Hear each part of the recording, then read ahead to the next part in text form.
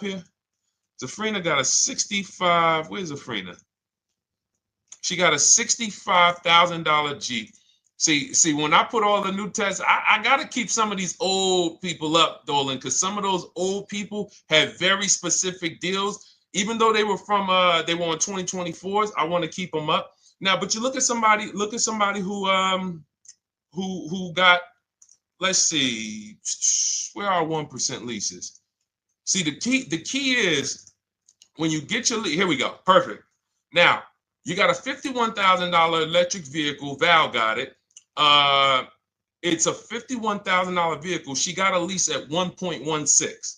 Now she got her bids, 51,000 at 1.16, no money down, is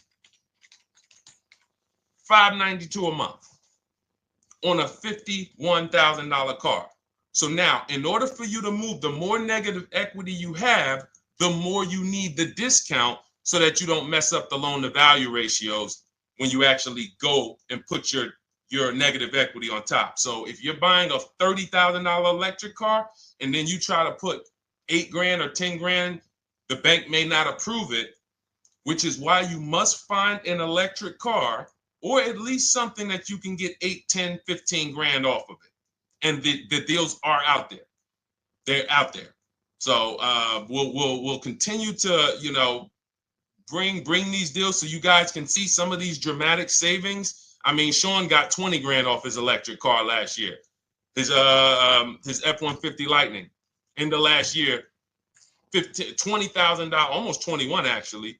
Some of you know Milligan. I think our biggest success story with Cars from Home has to be Milligan. $79,000 Mercedes-Benz EQE. She saved $28,000 off of it. So I saw somebody who just said they got 20% below sticker. Again, unless you tell me, Deshone, I saw 4, 5, 6 other offers, there's really no way for you to know if did you really get the below market deal. And that's why we continue to wonder every time we drive off the lot. We can't, this is the only way to guarantee that you have paid the best price. You need to see other offers. So start there. And then let's get to some more questions because we got a lot of them coming in. I see you, Henry. I see you. Welcome to our Thursday show, by the way. It's Thursday, May 22nd. I'm away next week from Sunday to Thursday. So I'm going to be replaying these shows all through, the shows we did this week, all through next week. Many of you, you'll see, a lot of you have the same questions. So even if we can't get to your question, oftentimes you hang around for 60, 90 minutes, you'll hear someone ask the exact same question you were going to ask. All right, Dolan, let's bring it in. Okay, good to see you, Sunshine from YouTube. We're back. Okay, I've been following you. Thank you. And I have the book. Thank you. And I thought I had more time, but due to extenuating circumstances, I have to go for it. With the holiday deals, I feel less confident. What holiday deals?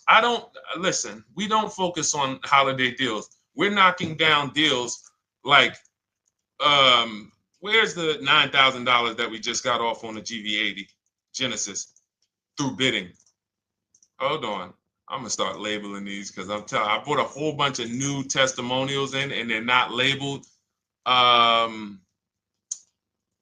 Lord. Hold on. I want you guys to see this. See, because I want you to understand something. We're getting deals all the time. There is no time when we're not getting deals. Look at Marie. Some of you who want to look, Marie got $13,000 off her brand new 2025 GLC. But I'm more interested sorry,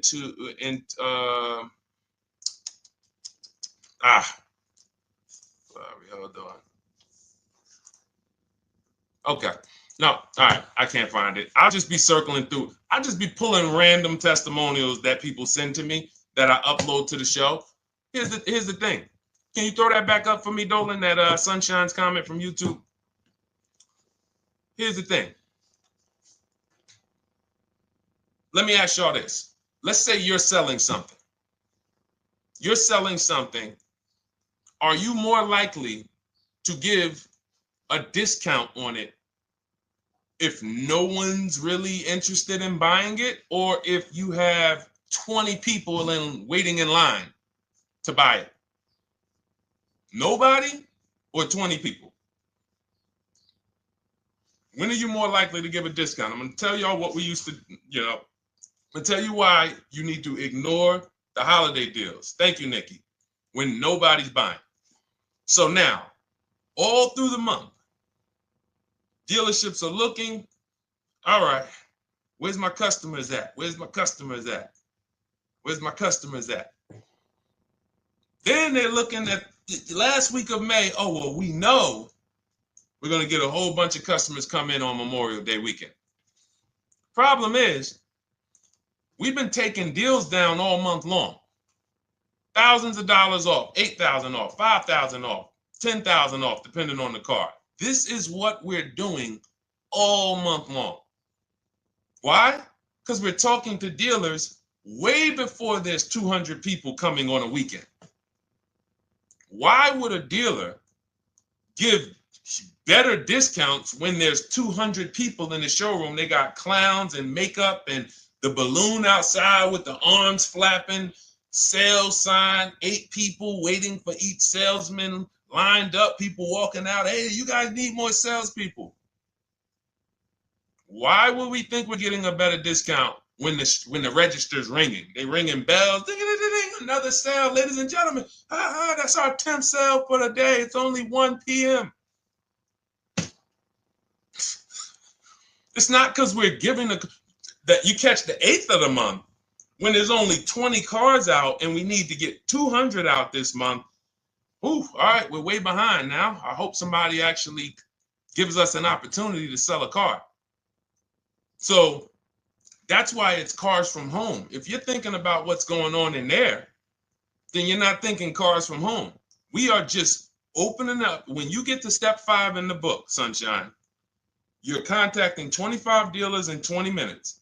I have a video that I'll link you to in the book to show you how to reach out to 25 dealers. You use our copy and paste scripts. In 24 hours, you're going to have people in your inbox. In fact, right after that, and then you're using our scripts to continue the conversations with everyone so that you can get out of that 25, you can get your 5 to 7 offers.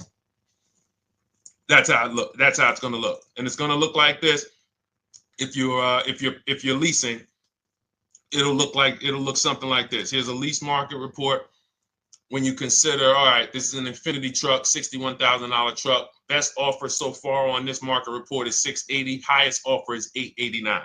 So you're going to see as you do this, and again, like I said, if you want to do it your way, you guys want to talk, I'm telling you, my 2 favorite words are multiple offers. If you're like Deshone, I'm going to do it manually. Get your multiple offers. If you're like, hey, can I do it without talking? That's cars from home. We have the process, the system that gets you the multiple offers as you use our scripts to keep these conversations moving forward. Now, once you get your offers, you're going to see at least a $150 to $200 a month spread. And every single time, this is the difference between below market purchases and market value and above market purchases.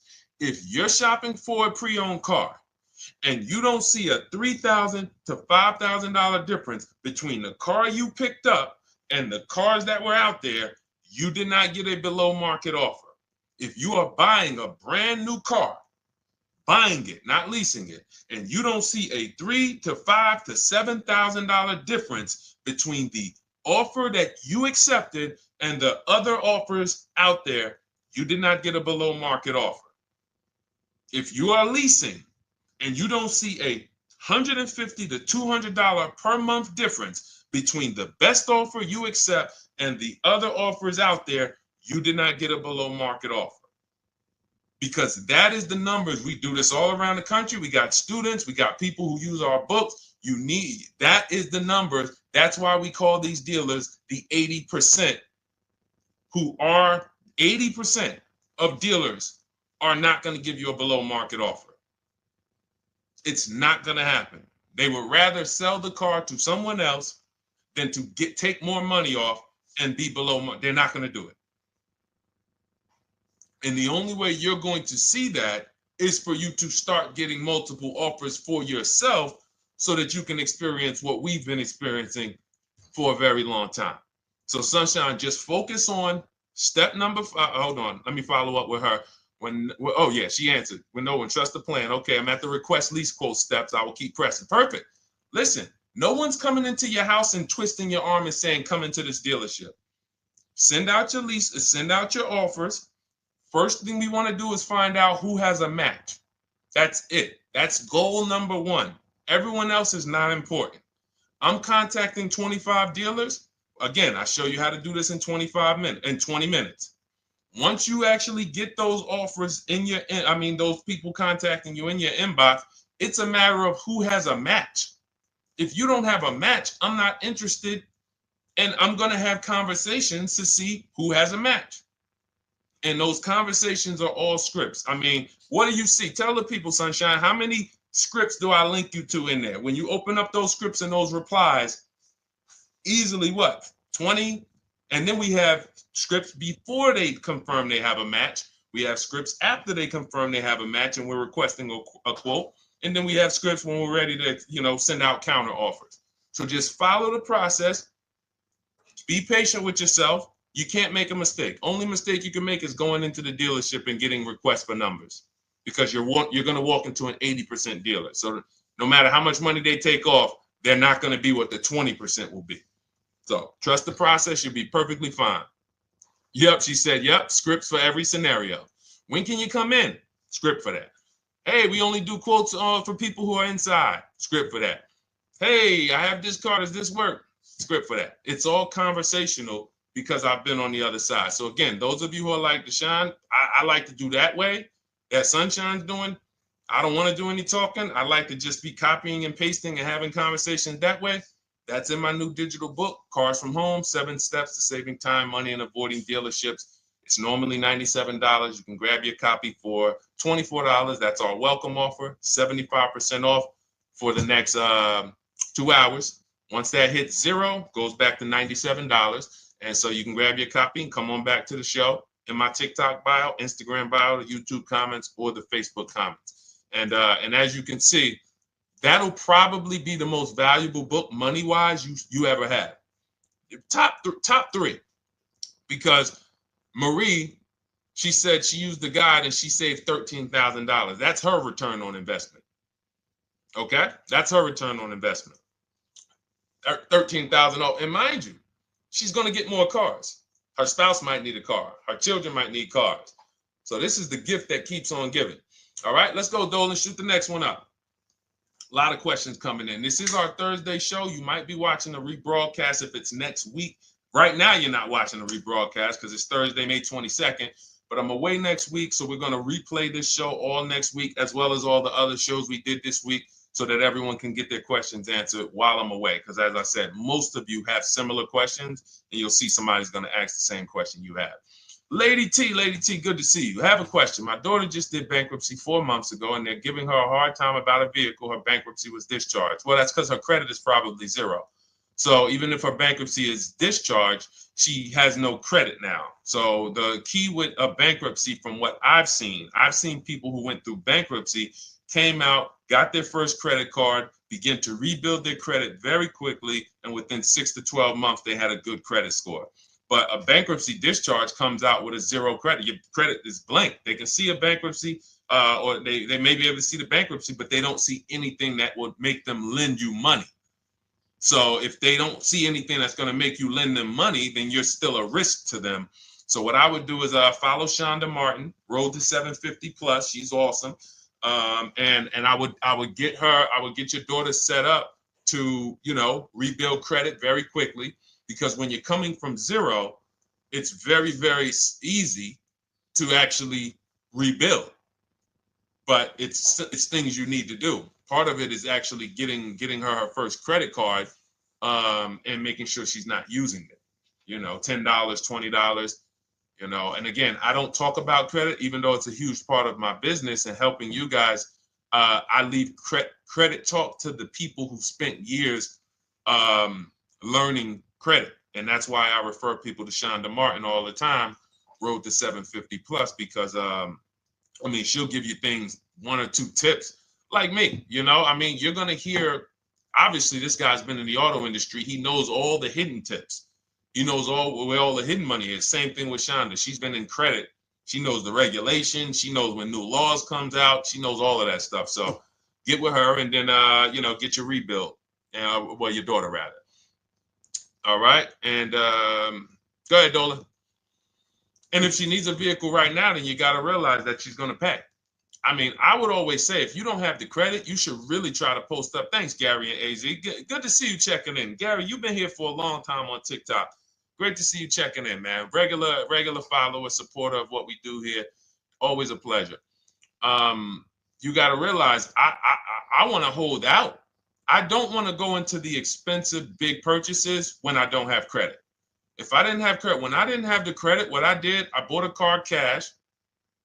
And then I bought a buy here, pay here car, very inexpensive. I put $1,500 down. I think the car was like $3,500. I'm not looking to borrow $20,000, $30,000, $40,000 when I don't have the credit. I need something to get me from point A to point B. I'm not ready to walk into a dealership, pay. They're going to overcharge me for the car, and they're going to overcharge me for the interest. And, in my book, I have a strategy called the smart car strategy, saving money at the right time, where we're going to get a loan from a lender who lends with bad credit. You need a lender who's going to lend you the money independent of the dealership.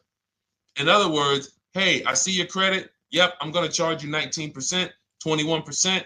All right, go get a car. I'll lend you $12,000. Somebody like, who do we list in our book? They do a lot of loans with people, international people coming. Man, it's slipping my mind right now. Lord help me. Linbuzz. So we don't leave people with bad credit out to dry. We have several strategies in my book. For one of them is buy here, pay here. Because again, I did that when I was 21, maybe 20. Great decision. I got a car. It was I think 7 years old at the time. Small car. If you're going out getting big SUVs, again, this is not discipline.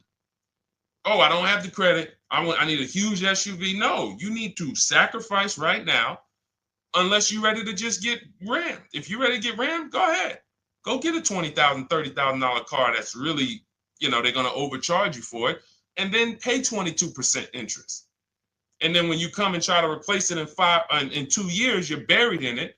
No, best thing to do is to set yourself up. Get an inexpensive car. If you got a couple dollars cash, $2,000, $3,000, try to find something inexpensive. Get a local mechanic. This is my sacrifice time. I just came out of a bankruptcy. I'm not balling right now.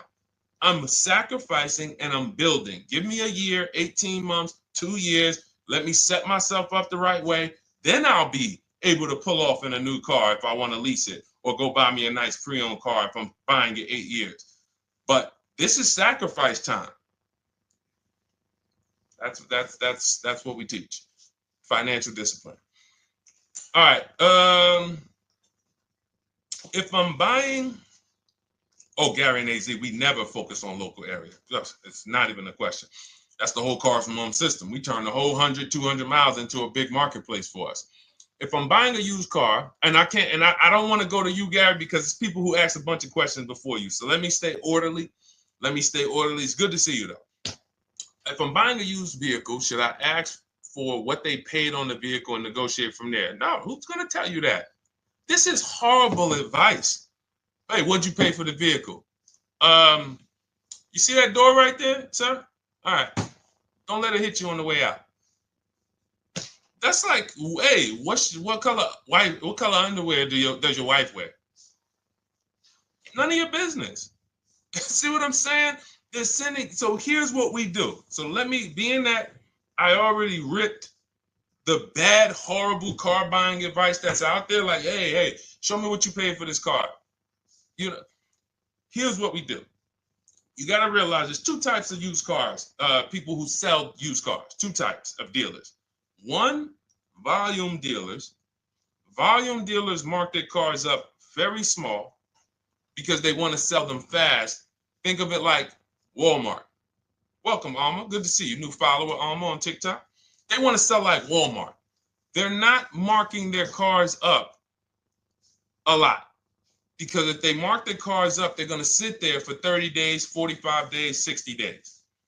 Then there's another type who marks their cars all the way up, 5 grand, 7 grand, throws in, you know, $2,000, $3,000 of fake fees, the service plan, the low jacks, the key, all of this fake stuff. And all right, shout out to you. Thank you, Ron the God. Appreciate you sharing the show. And so that's, you got to know, how do we know who we're dealing with? Again, you hear me say that, those two different types of dealerships. What does that sound like when you hear me talk about one dealer who marks their cars up a lot and one dealer who marks them up like this and they want to move them quick, fair prices, quick? What does that sound like when I say, y'all hear me say, who's over here? Who's over here? See, I don't want y'all to think it's just new cars and used cars when y'all hear me talk about this. Who's over here? See if anybody knows.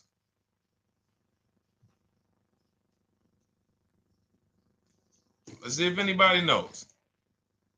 I'll tell you, the 80%. The 80%. I continually want you to burn that into your head. 80% of dealers are overpriced. They're never going to give me a below market offer. It's their business model. New cars, used cars. So I told y'all, when you're shopping for your new cars, you're going to see a $3,000 to $5,000 to $10,000 difference, depending on the car, between the offer you accept and the highest offer. On used cars, you're going to see similar things, 3 to 5 grand. You're going to see. So now you got to know, who am I buying from? The 80% want me to come in, get 2,000 off, go to battle with them, think I won, but I still didn't win because they got fake fees. And what they did is you marked your car up $4,000, then you threw another $2,000 of fake fees on top. Now you took off $2,500 for me. You see what I'm saying? Did I win or did I lose? You marked your car up $4,000. Then you threw $2,000 in fake fees on top. So I come in, you take off $2,500 to make me feel like I got something. But did I win or lose? I really only got $500 off an already marked up car. Thank you, Joe. So that's the key, is who am I? Your whole mission should be, I got to get to the 20%. I hear Deshone talk about the 20%. When you see me show people who, hey, listen, I had my Jeep Grand Cherokee Limited delivered after following your advice and cars from home. Didn't have to go to the dealership at all. Almost everything done by email. Great advice. Made the car leasing experience fun. Why? Because I'm sitting at home. I'm getting multiple offers. I'm exposing the 80%, finding the 20%. Look, thank you, Deshone the 18. Thank you, thank you, thank you. It's the least I can say for your book. Look, cars from home. We're in the middle of the process. Just sold our car today, like 10 minutes ago, for 30% above value based on the insights from your book. Now, how does he sell his car for 30% above the value? Multiple offers, bids. So the only way I want you to lock this in your mind. And a couple of you are focused. If you're focused, let me know you're focused. Type a $. Some of you, you're distracted.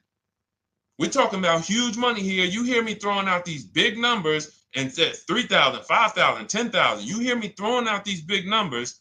I want you to hold me to them.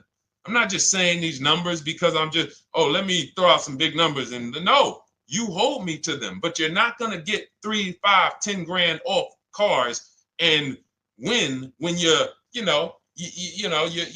over here cooking while we're talking big money. So your mission is to find the 20%. And you find the 20% from home. I'm going to give you a simple comparison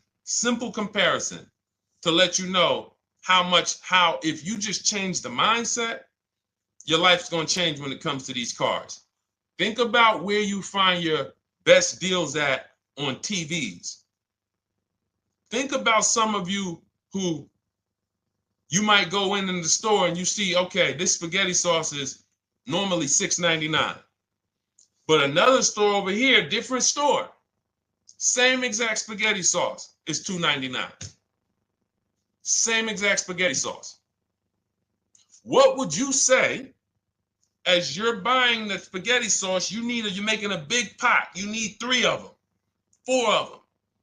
What would you say to somebody who's buying the exact same spaghetti sauce? Not a premium version.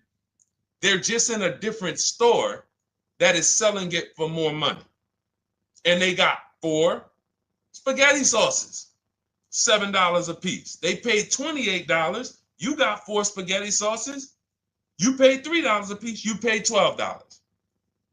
You would probably say, hey, listen, if they didn't know. They didn't know. Sucks for them. That's how we feel about you guys with cars. No offense. I got to just give you the cough syrup. It doesn't taste good. But if you come over to this side where we're talking about, you'll see. I've been paying full price for spaghetti sauce, and I walk into the store and they convince me that all the stores are priced like this, when they're not. So it's the key about it is you shouldn't be negotiating. When it comes to used cars, you should be finding your used cars online, opening up all the marketplaces. By the time you go to drive to that dealer, you should already know this is the best price in the market. I've already verified there's no fake fees on top. I've already verified what the brand new price of it is to find out how much discount I'm getting. If I'm looking at a used car and it's $22,000, and then I'm looking at another used car and it's $23,000, they're both my color, black. They both have similar miles on them. Wouldn't it be helpful to know that this particular car that is 22, originally it was 35? This car over here that's 23, originally it was 41. Sometimes you can't see that. And it's not always that different, but when I got my truck, it was that different. I looked at 4 Infinities, narrowed it down, 4 white trucks. They all had similar miles, 30,000 to 31,000, 31, 32,000. I pulled the original price of them, and I found out one was 46 new, one was 48 new, one was 52, and one was 54. The one I got was 54,000 brand new, biggest discount. This is all stuff I lay out for you in my book. There's a reason when you go to Goodreads.com, you type in cars from home, you look at those reviews, look at those ratings, see what people are saying. You read what people are saying about this book. Just finalized my first lease ever using your system, 2025 Honda HRV, 30,505, $395 a month. 12,000 miles, no money down. And for those of you who drive more miles, I have high mileage lease lease path in there. But none of this is chance. So understand, your mission, if you choose to accept it, is to start to shop and expose the 80% that have been putting you in car deals, and you drive off and you're like, all right, I hope I did all right. Hey, you think you got a good deal? I think so. I think so. Would you put money on it? What do you mean? Would you bet $1,000 that you got a good deal? Oh no. What type of position is that? You just spent 30 grand of your money, 50 grand, and you're driving off, already having buyer's remorse. So, that's my mission. I want to eliminate oppression in the auto industry, but it takes two. It takes two. The dealers will participate. The 20% will participate. They're waiting for you to find them. It takes you to unlearn what you've been taught and do it different and do things differently. And then it'll become your new normal, and you'll be like, oh, shoot, I'm never going back. Never going back to the old way of buying cars. All right, go ahead, Dolan. Let's go. For those of you who are like Deshone, where can I get the book? It's in my TikTok bio. It's in my Instagram bio. It's in the Facebook comments. It's in the YouTube comments. Click those links. It's normally $97, but it's part of our welcome offer. You got it for 75% off, $24 for the next 2 hours. And if you've been there, that timer goes down. Once that timer hits 0, top price goes back up to $97, which is still an incredible deal because you'll use this over and over and over again every time you buy a car. You're saving, your return on the investment for that book just continues to multiply. All right, go ahead. Let's go, Dolan. Shoot the next one up, brother. What's your opinion on BMW X3 versus Lexus RX 350? So here's the thing. I remember when I was at Mercedes, I sold this green car. It was like, it looked like a spaceship green. I would never drove it. Woman loved it. Why do they make cars that are different? Because everyone's opinion on cars is absolutely different. So personally, if you're asking me what I like, good. That doesn't matter. Here's what you need to know. If anybody who's asking, Deshone, hey, what about this car versus this car? It's only two things that matter. You need to go drive them. In my book, I tell you how to set up a test drive. You need to call specific. Don't just walk in. Who's walked in for a test drive and it wasn't pleasant? Who's walked in and like, oh, all right, I think I have one. All right, let me go. And they got you waiting. You've been waiting 20 minutes. Hey, you being helped? Yeah, the guy Joe said he was going to look for a car to see if I could test drive one. I don't know where he's at, but that's not the way we want to test drive. You want to schedule your test drives. You call the dealership. Hey, who's the salesman in there that everybody loves? Oh, well, that would be me. So now they have something to actually, they have a standard that they've set. Now, sometimes it's the receptionist and he'll say, I don't know. I don't really know. Everybody in here is nice. All right, let me ask you, who's been there the longest? And just everybody loves them. Probably Bill. Okay, Bill has a reputation to protect. All right, can I speak to Bill, please? All right, yeah, sure. Hey, Bill, how you doing? I'm looking at the car. I'm undecided, but I really want to test drive this car real quick. Won't be long, 15, 20 minutes. And, do you have one? Can you check and see if you have one? Bill goes out, he checks. Yes, I have the car. All right, perfect. Your test drive is a presentation. It's not you going in to buy. This is why in my book I have something called shopping, not buying. This is step 4 of our 7-step process. Shopping, not buying. So the first thing you want to do is test drive these cars. Now let's just say, and quite honestly, I put this before the test drive because in my book we do this before the test drive. You go to Google, you type in the year, you type in the model, and you type in initial quality. That's going to tell you what the data is saying the first 90 days. That's initial quality. What are people saying about the car first 90 days? You type in, after you skim that, all I do is skim Google. That's it. Skim it. Do I see any red flags, any articles? Don't read articles from the dealership. What I mean is, or the brand. You'll see Motor Trend, you'll see Car and Driver, look at third-party sites and just look. Do you see lower than normal reliability? You see drivers report electric issues? Do you see anything that's like, okay, that's a little red flag there? Thanks, Latrice. See, because when I was at Mercedes, we had a Range Rover dealer right next door owned by the same brand. People pulling out in Range Rovers, 2010, 11, 12. Range Rovers, that Range Rover, this is great. In the shop in 90 days. Lights going off like a Christmas tree. That's initial quality. That's reliability. So once you do that, now if you're buying them to keep, you're not going to break the 8-year rule. Deshone, I'm not leasing. I'm keeping this thing 8 years or more. Now you're going to check longevity. BMW X3, longevity. See what it says. Are these cars expected to last? Do these cars have issues in the long term?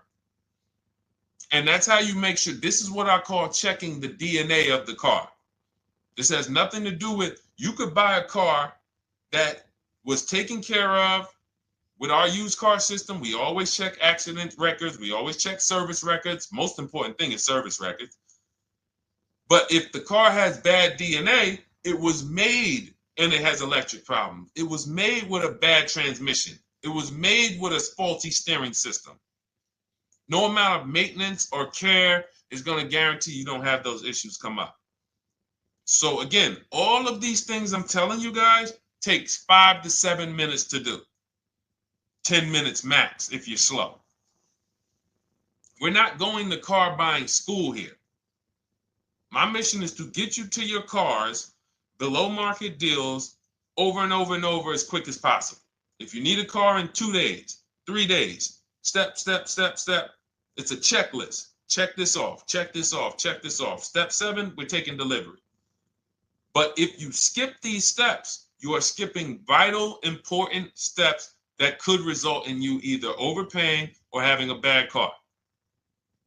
So that's why I say, run the DNA, go test drive them. And then if you say, Deshone, I like them both, if you're purchasing them, get offers on both of them. Get multiple offers. We got people that do that.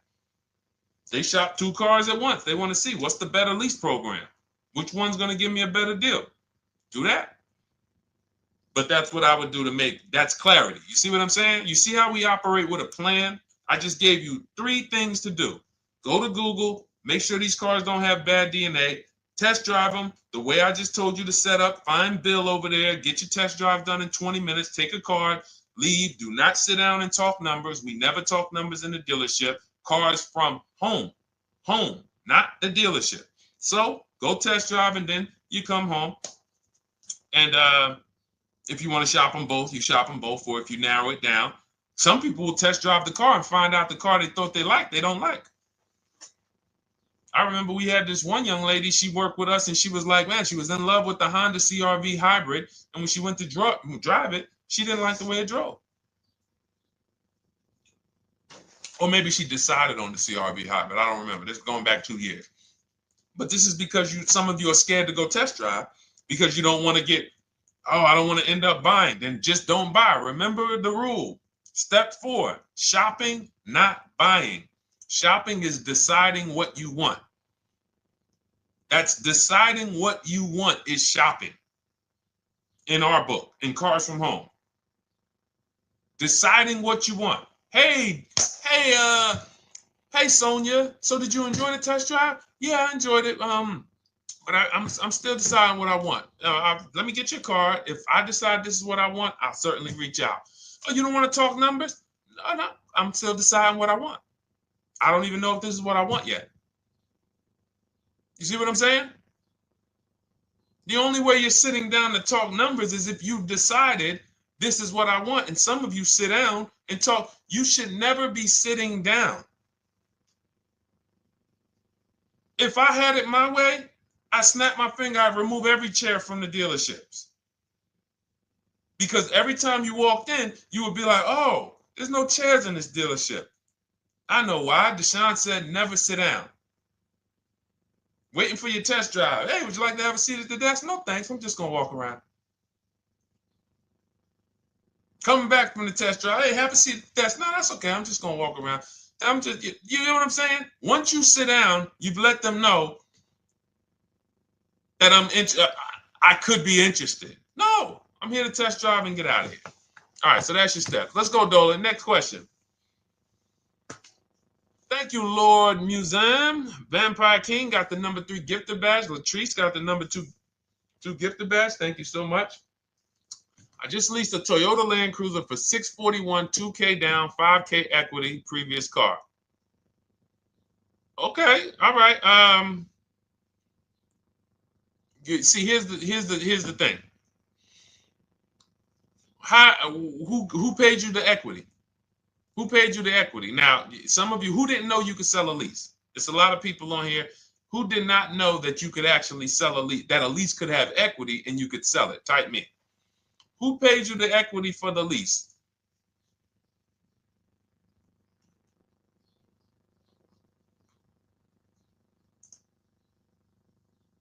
Okay, yeah, we're going to talk about that because we said leases can have equity and it could be, it's nothing like driving a car for 3 years and then getting money back, like a rebate.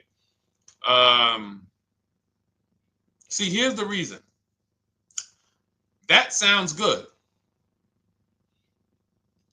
If a person just says, But here's the reason why I don't know if this person used what I teach, which means I don't know if it could have been way better. It could have been way better. See, he said I leased a Toyota Land Cruiser, 641, 2,000 down, 5,000 equity in the previous car. Here's what I'm listening for.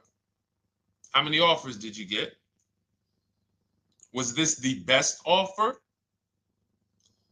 Who paid you the equity? Did you go into the dealership and they said, hey, we giving you 5,000 back for your equity? Or did you get multiple offers from CarMax? Here's what you guys do right now. Everyone who has a car right now, and you're thinking of replacing it, you have a lease right now. It's coming due in the next 6 months or 3 months or, less than 6 months. You call your bank. If it's paid off, you don't need to call the bank. You get your payoff from the bank or the leasing company. And then you go to CarMax, Driveway, Carvana, KBB Instant Cash Offer, AutoNation, Car Gurus. These are in my book.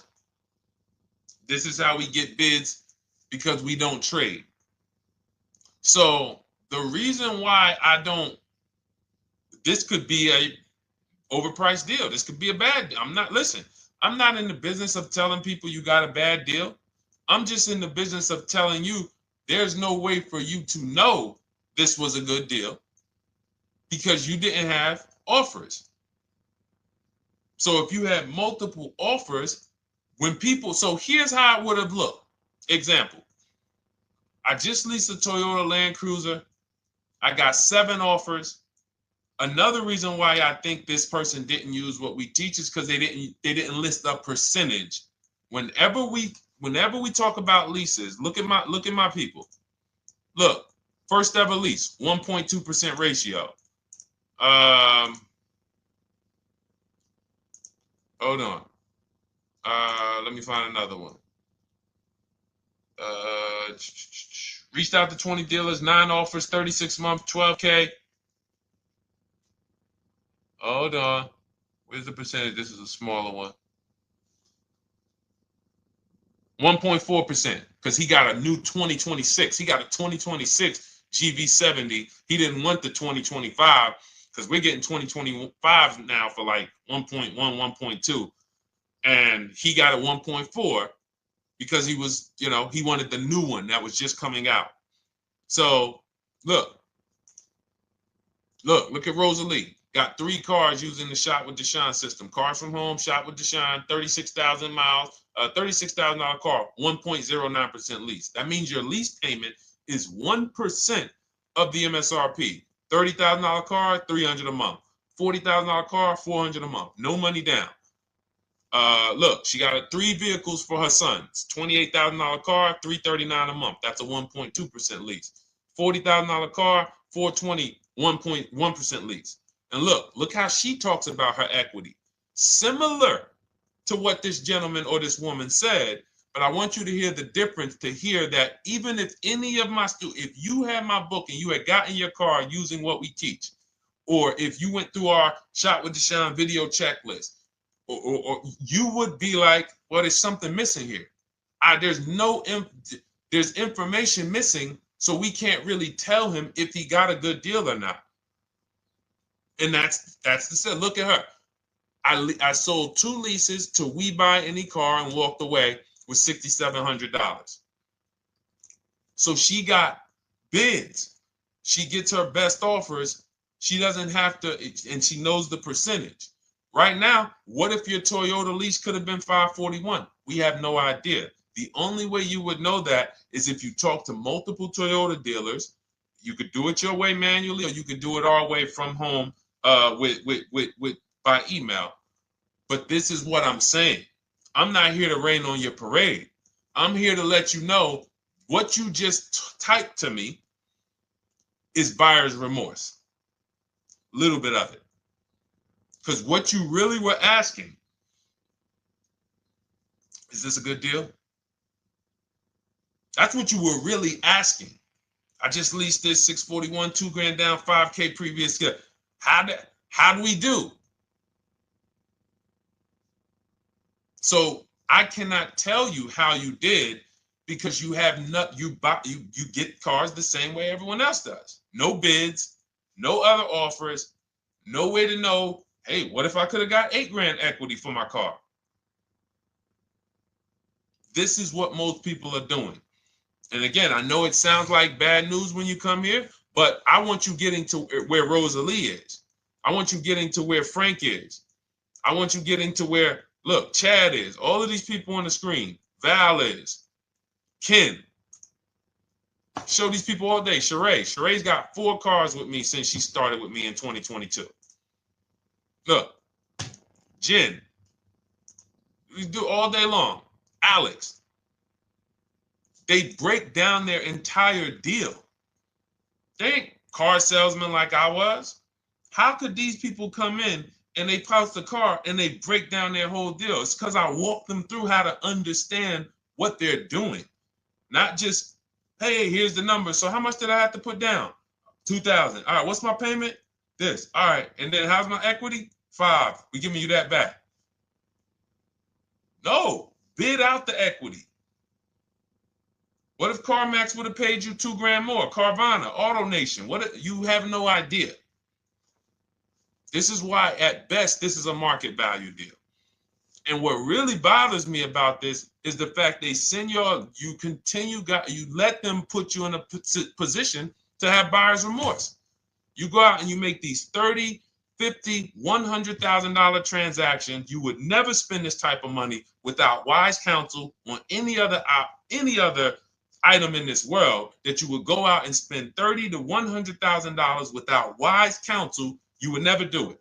But you go in, you make these deals, and you come out already having buyer's remorse, really unsure about if I really got the best deal. Was there a dealer within 100 miles of me that would have made me a much better deal than this? That is buyer's remorse. So we want to eliminate that. And once you start using cars from home, you will eliminate that. But you have to be tired of the buyer's remorse. I've been tired of it. That's why I'm on TikTok making videos and doing live shows. I'm tired of you guys having buyer's remorse. Are you tired of it? All right, let's go, Dolan. Next question, brother. All right. How can I learn more about your strategy? This is my first time on your platform. Who's the first time here? Type number 1 if this is your first time on the show. You've never been on one of our shows before. Type number 1. I just want to give a shout out to the first time people. First time you ever seen me, you don't know who the heck is this guy. What is this unlearn, relearn? Nothing. Welcome, Latrice. Great to see you. Welcome. First time. Good to see you, YT. This is, by the way, our Thursday, May 22nd live. We are absolutely live, and you may be watching us on a replay because I'm away next week from Sunday till Thursday, so I'm going to just replay a lot of these shows that we did this week. You'll see them next week, but as for right now, we are live. Good to see you, YT. Welcome. So, first-time people, we teach a strategy called the Cars from Home process. It's a 7-step process. You can have it in book form. If you can piece it together, you can get it from my social media videos, because I put out social media videos and everything I put out is from my book. It's a digital book, so you don't have to wait. You don't have to wait for it to be in the mail. You don't have to worry about websites changing. Oh, the website's changed, so therefore we got to put a new book out now. You know, last year Vroom went out of business, so we had to update the book because Vroom went out of business. We went right in, updated the master copy. It's a digital book. We opened it up. There's no room. So here's I just noticed we got May 18th on Instagram. So here's anyway, I'm sorry, that threw me off. So what we want to know is, what's your learning style? If you can follow a step-by-step blueprint, that's my book. You go to goodreads.com, you type in cars from home, you'll see tons of ratings. We're rated 5 stars. You'll see people who wrote reviews about the book, read their reviews. And of course, I get people who email me all the time about the book. But that's a 7-step process. You just follow it, and it's for everyone. No matter what your path, no matter what you're doing, everything is in that book. Whether you're a used car person, new car person, you don't even know what type of person you are. You don't know if you're buying or leasing. I teach you how to determine that in step 1. You need to know whether you're going to buy or lease before you ever go out and try to get a car. So buying versus leasing, I teach. Just everything's in there. Below market used cars, purchases, new cars, leases, high mileage drivers. Some of you, we haven't really talked about those, any of you high mileage drivers on the show today. Nobody really asked a question about that so far. But those of you who are driving 18, 20, 25,000 miles per year, you need very different advice and strategies than the average driver. Those of you who have bad credit, you need different strategies than good credit people. So that's all in there. So normally the book's $97. You can get your copy for $24. That's our welcome offer. It lasts for 2 hours. Anytime, once you visit the site, you'll see the timer start to, click down. And you can grab your copy in my TikTok bio. It's a link there. It's in my Instagram bio. There's a link, YouTube comments or the Facebook comments. And you'll have our process. Now, there's other ways you want to learn. We have those too. We have video checklists where you work with me. I make videos. I've already laid out a video. 2,300 people have gone through our video processes, and I coach with them. And that's their learning style. They like a group. We have a private Facebook group. They kind of like support. They don't, community. And again, the key is to understand this, guys. Hold me accountable to the return. See, poor people think about cost. People who are financially savvy think about value. Unfortunately, I do understand that the economy is tough. I understand that. I also hold myself to a high degree of accountability concerning the return, which is the value. So you think somebody like Marie, who got my book and who got $13,000 off of her GLC, we didn't even talk about the bank bidding war. She used that to make sure she gets the best loan. We didn't talk about her bidding out her old car to make sure she's not leaving any money on the table, trading it. She just, in her mind, let me tell Deshone about the biggest win. I got $13,000 off. So unfortunately, that's why I said you have to be ready to change. The system is proven. System's proven. You can do it. It's a simple step-by-step process. So it's just you have to be ready to come out of this programming that, unfortunately, they've been programming you guys for a very long time. They've been programming you guys to walk into dealerships no matter what. You hate it, you're going to walk in. I cannot stand this process, I'm going to walk in. That is programming. I know that this is a terrible problem. Listen, Memorial Day deals, commercials. Even when I get the commercial, it's still a horrible. That's what you call a program. So that's why that's why I represent unlearn, relearn. So, but I want you guys writing me. I want you writing me, YT, Latrice, your car deals. And if you can't write me your car deals, then that means you don't feel proud about the car deal you got. When you're in my inbox, Deshone, check this out. Man, I just pulled this out. Yeah, I just got $7,000 off, man. I got 8 offers. I sat right here, did the whole thing by email. Congratulations, bro. You won. You won. Everybody else, I'm sorry. You're not winning. So, and the only way you should feel bad about that is if you're staying over there.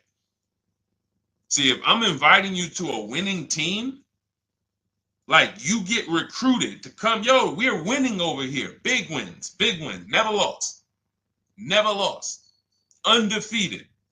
Best car shoppers in the world. I would put Rosalie I would put Rosalie and some grandmothers that have our system, that use our system, got 2-3 cars. These people are grandmothers. I would put them against give them the best negotiator in the world. You give me somebody who negotiates every day for a living, Rosalie will crush them because she's going to stay at home and she's going to talk to more dealers than they could ever talk to in a matter of minutes. So we're the best in the world. We're inviting you to the winning team, and we're telling you, y'all over there losing. You could get offended if I wasn't inviting you to the winning team. If I'm just like, hey, man, y'all losing out there, man. Whew, we doing so good over here. It must be nice to be a winner. Oh, shoot, how does losing feel? How does leaving cars with... That'd be different if I'm not giving you the way in. Hey, I'm giving you the olive branch. Come on over here. $24. Get your book. Hey, come on over here. Cars from Home. Shop with Deshone. Hey, come on over here. Start with our free cheat sheets. Come into our world. But I'm not going to invite you to our world and then act like you're winning too. That just would be disingenuous. Trying to get a used 2017 RX 350, but I owe $7,000 on my 2013 Ford. You should be leasing. You're buying cars that you're not keeping. You're not paying them off. You should be leasing. If you're talking about going from a used car to another used car, why aren't you leasing?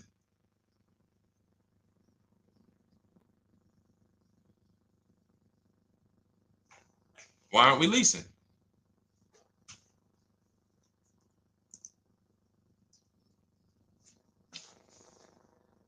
I'd love to hear the answer. I don't know how fast you could type, YT, but since you're new to the show, I'd love to hear your answer. Why aren't we leasing?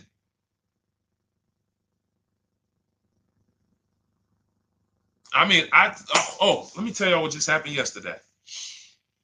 Y'all remember, if some of you were on the show earlier, maybe a month ago, not even, maybe 3 weeks ago, you remember I told you about my daughter, my niece, and my payment would be too high, and I'm a single parent. Your payment would be too... Let me finish my story. Okay. Let me finish my story. First of all, you're talking about buying a 2017 Lexus,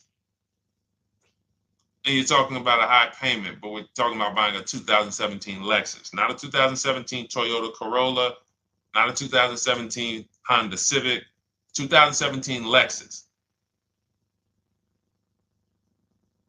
A Lexus. But we're talking about payments being high on a lease. What do you expect your payment to be, YT? Don't let me forget to tell y'all about what happened yesterday with my niece. YT lease brand new. $400. Okay, $400. $400 is going to get you a $20,000 car. That's alone, $20,000. So now my niece, I keep saying my niece, my niece. So, all right, so last month, my niece, my daughter, and then a young man, he's like a nephew to me. They all reach out to me. Probably the last 2 months ago, something. They reach out to me. They all need cars separately. My daughter's getting her license in next month. My niece is 20. She's already had her license, but she hasn't needed her own car. Now she needs it. She's 20. And then there's a young man who's like a nephew to me. He's 20, and he needs a car, but he's in the Navy. So I asked them. I said, "How long you guys gonna keep the car?" I asked them at all three of them. You gonna keep it 8 years? No. You're gonna be making more money. Family's gonna change. Lifestyle's gonna change. Okay, so if you're not gonna keep it 8 years, you're gonna throw money out the window trying to purchase a car. You should be leasing.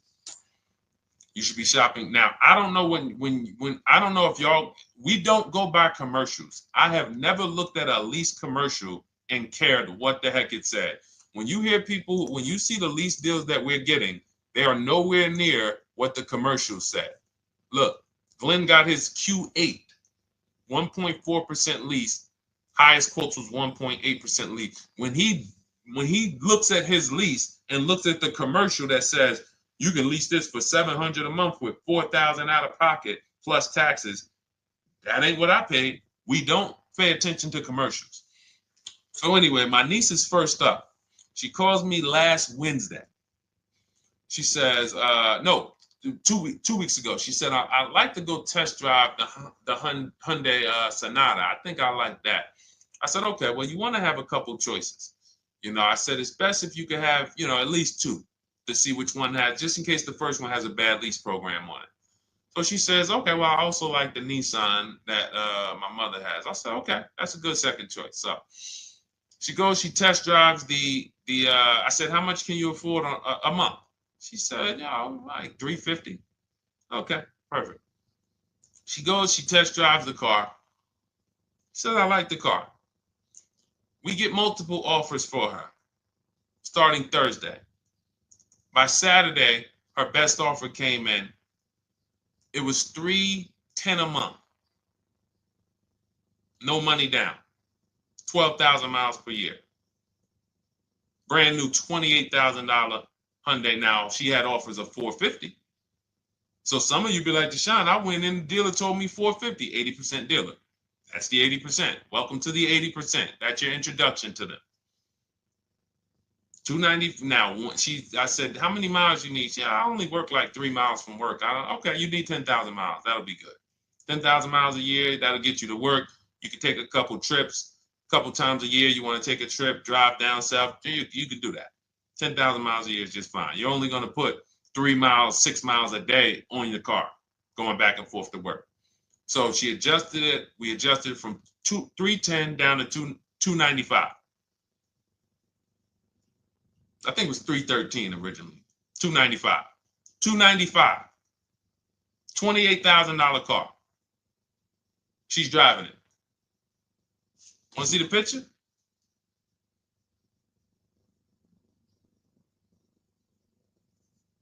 That's her.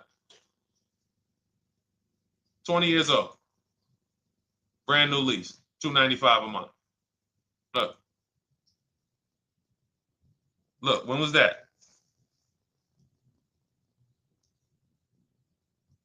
Yesterday. 20 years old. Brand new car. Most of you would have went out and bought a used car. So you're talking about payments, YT. But will it at least be a good option for me? I drive a lot during courier service. So get more miles. Get more miles. I told you I adjusted her miles down because she only needed 10,000 miles a year. You might need 15. And if you're driving for work, then you should be making money. I'm telling y'all, man, these people who told y'all about leasing, they owe y'all money. They owe y'all money. Dave Ramsey, he owes millions of people money. If I got 10 minutes, that's all I would need. If I got 10 minutes, I don't think I would need more than that. And again, I give credit to Dave when it comes to helping people invest in the stock market, mutual funds, pay off debt. Great job, Dave. One of the best in the world. When it comes to these cars, you have ruined people. You've ruined people. Leasing is the most expensive way to own a car. Ruined people.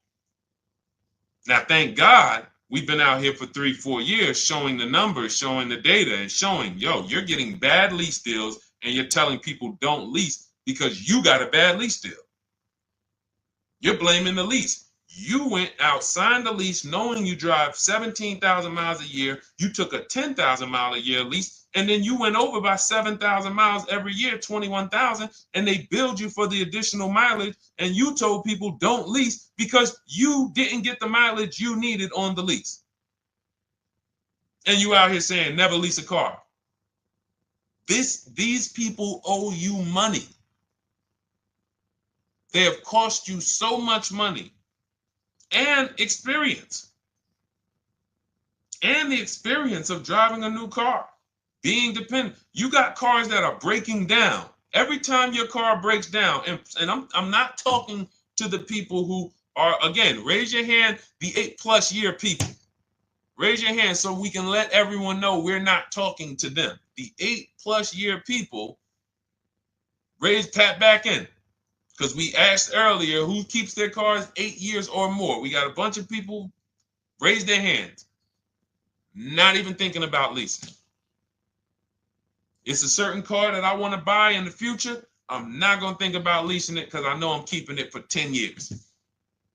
But when it comes to you're not keeping your cars 8 years, you are breaking the 8-year rule over and over and over again. And every time you're out there and your car is breaking down after 6 years, or you got to come in and you got to do maintenance, or you got to go and you got to change tires, and you got to go and you got to change your air filtration system, and all of this maintenance that's necessary when you buy these cars, and then you go and you just swap it out, do it again. Sometimes you don't even pay off the loan.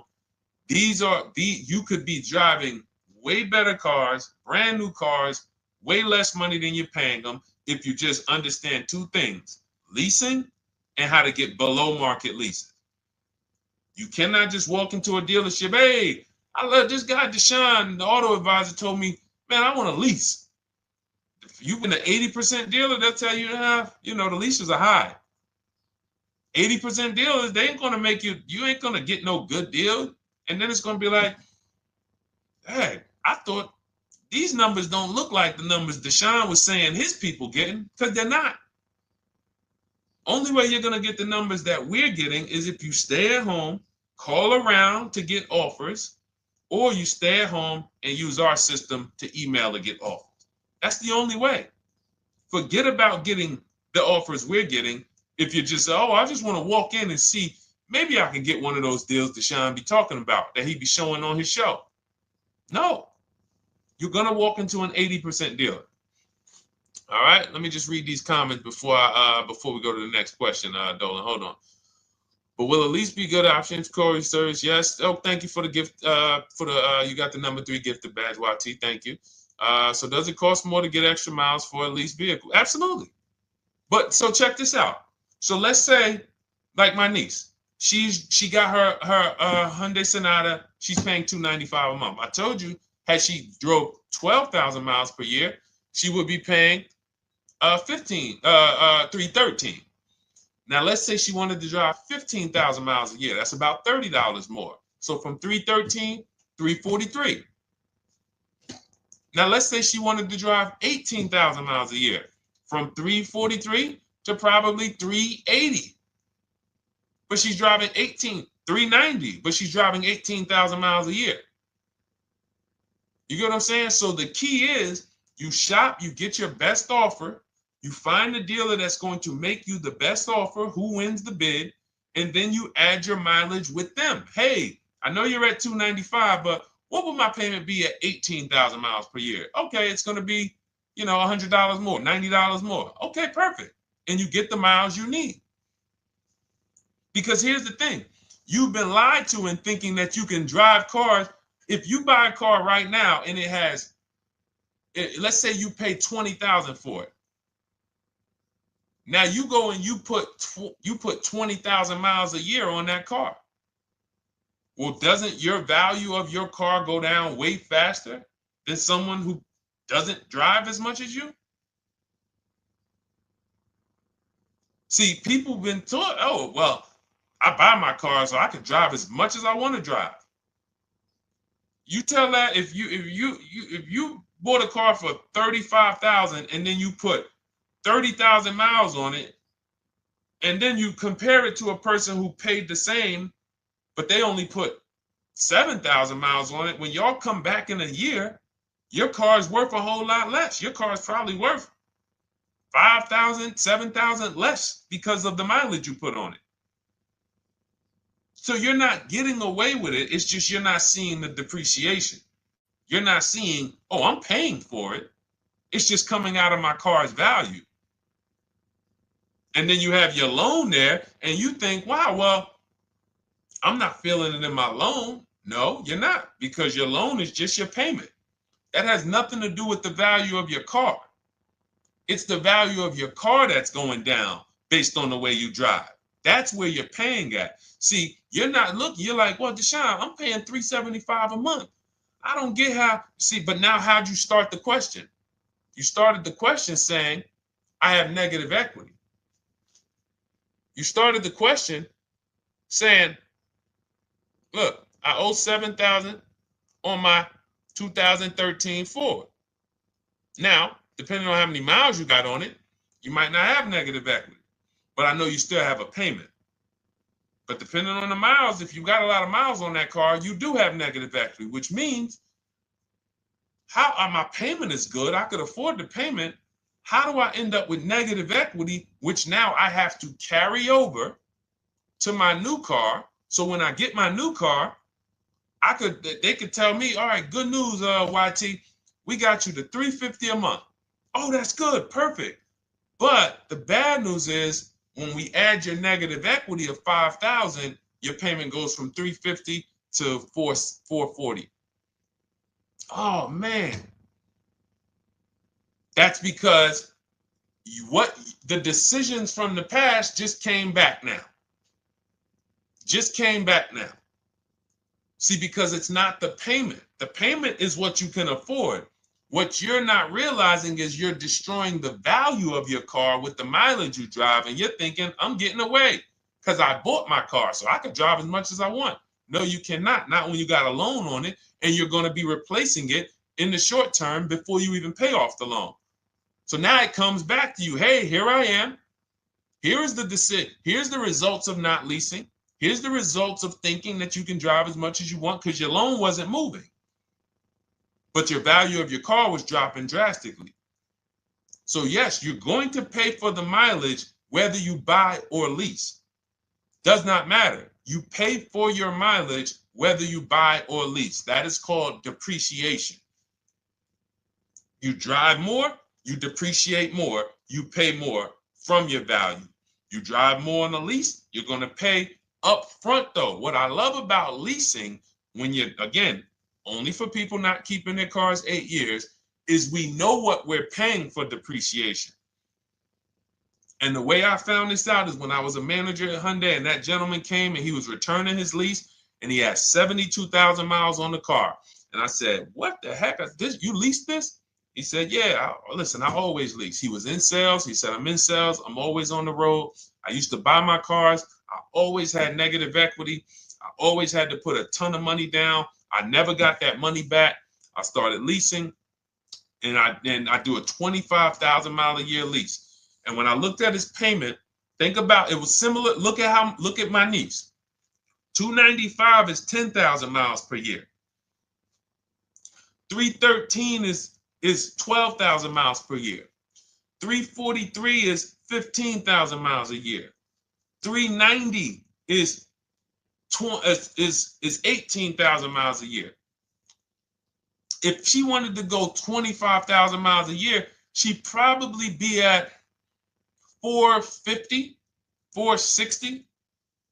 So from 295 to 450, it's only about 160 bucks a month, but she's driving 25,000 miles a year now.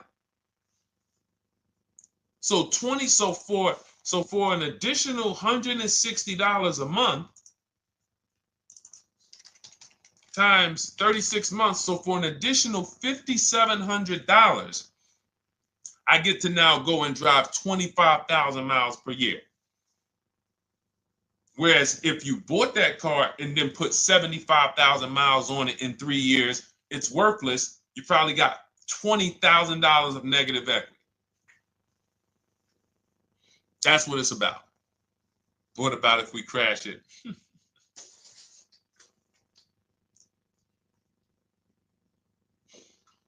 All right. So all of this is laid out in my digital book, Cars from Home.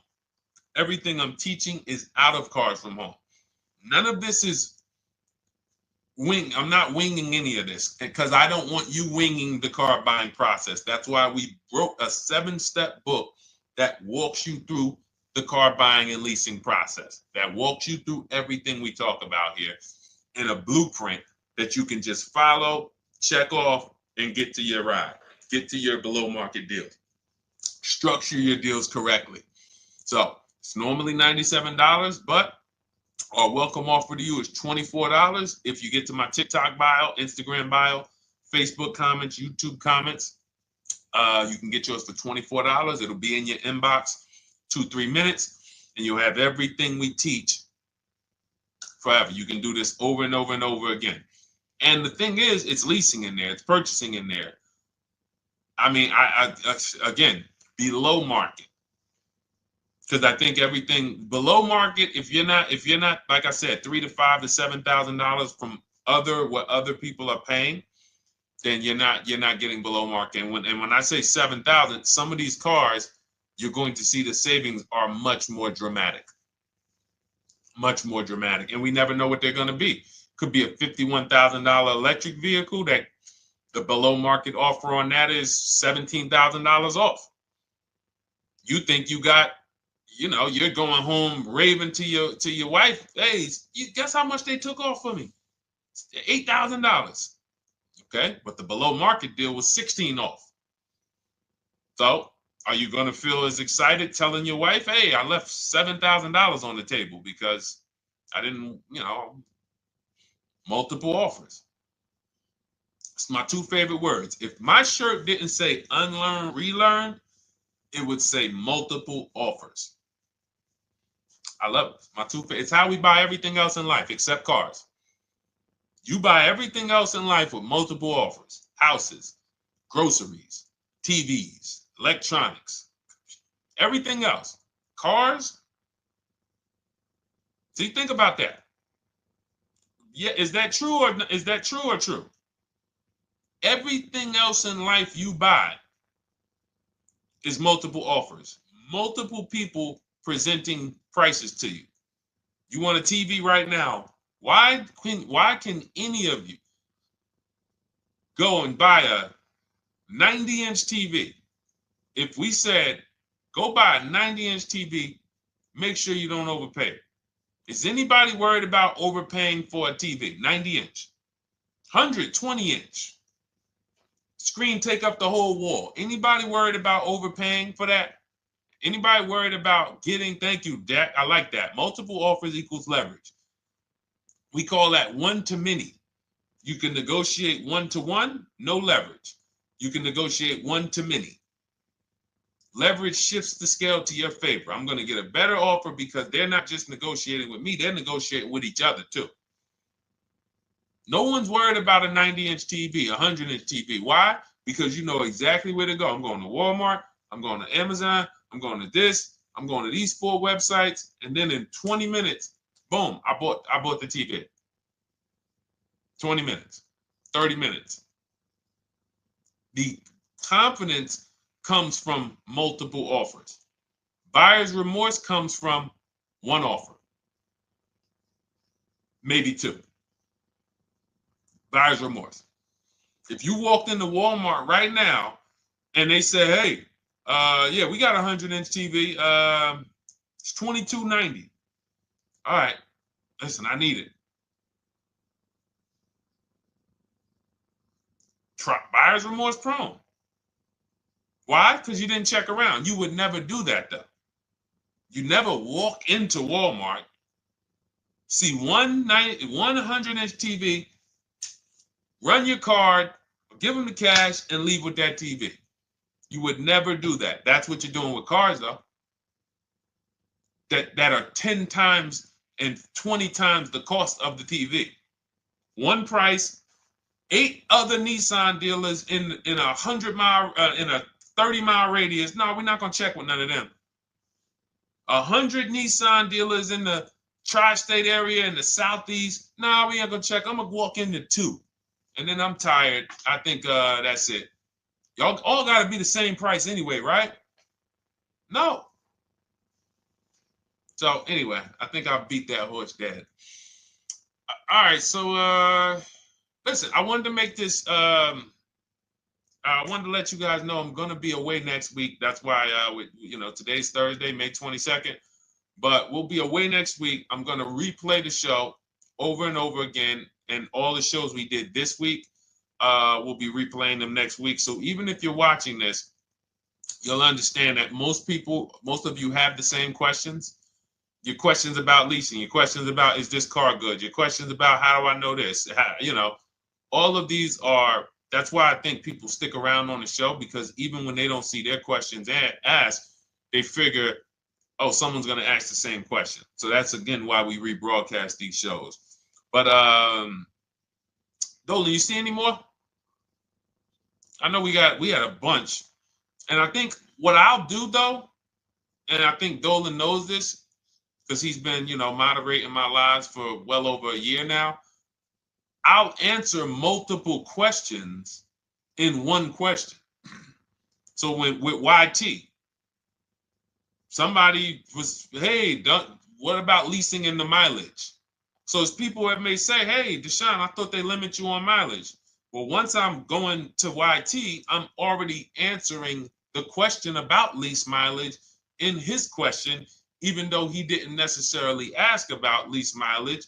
So that's the way it works. Because these things are kind of interconnected, you'll hear, oh, shoot, Deshone, thanks. You just answered my question. And that person didn't even ask it. But as I'm walking you through a process, I'm going to make sure you understand, you'll hear your question answered. So that's it. I think we're good for today. I do invite you all to continually tap in with us here, continually watch our videos, because what you're going to see is we have a patented system here. None of the stuff we teach is recycled.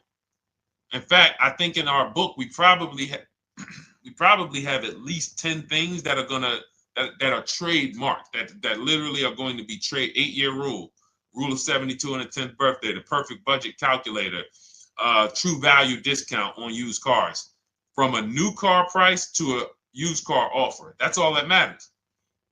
Does not matter what people are asking for their used car. It only matters how much it was when it was new and how much they're asking for it now and what that discount looks like. Everything else is a made-up arbitrary number that doesn't matter.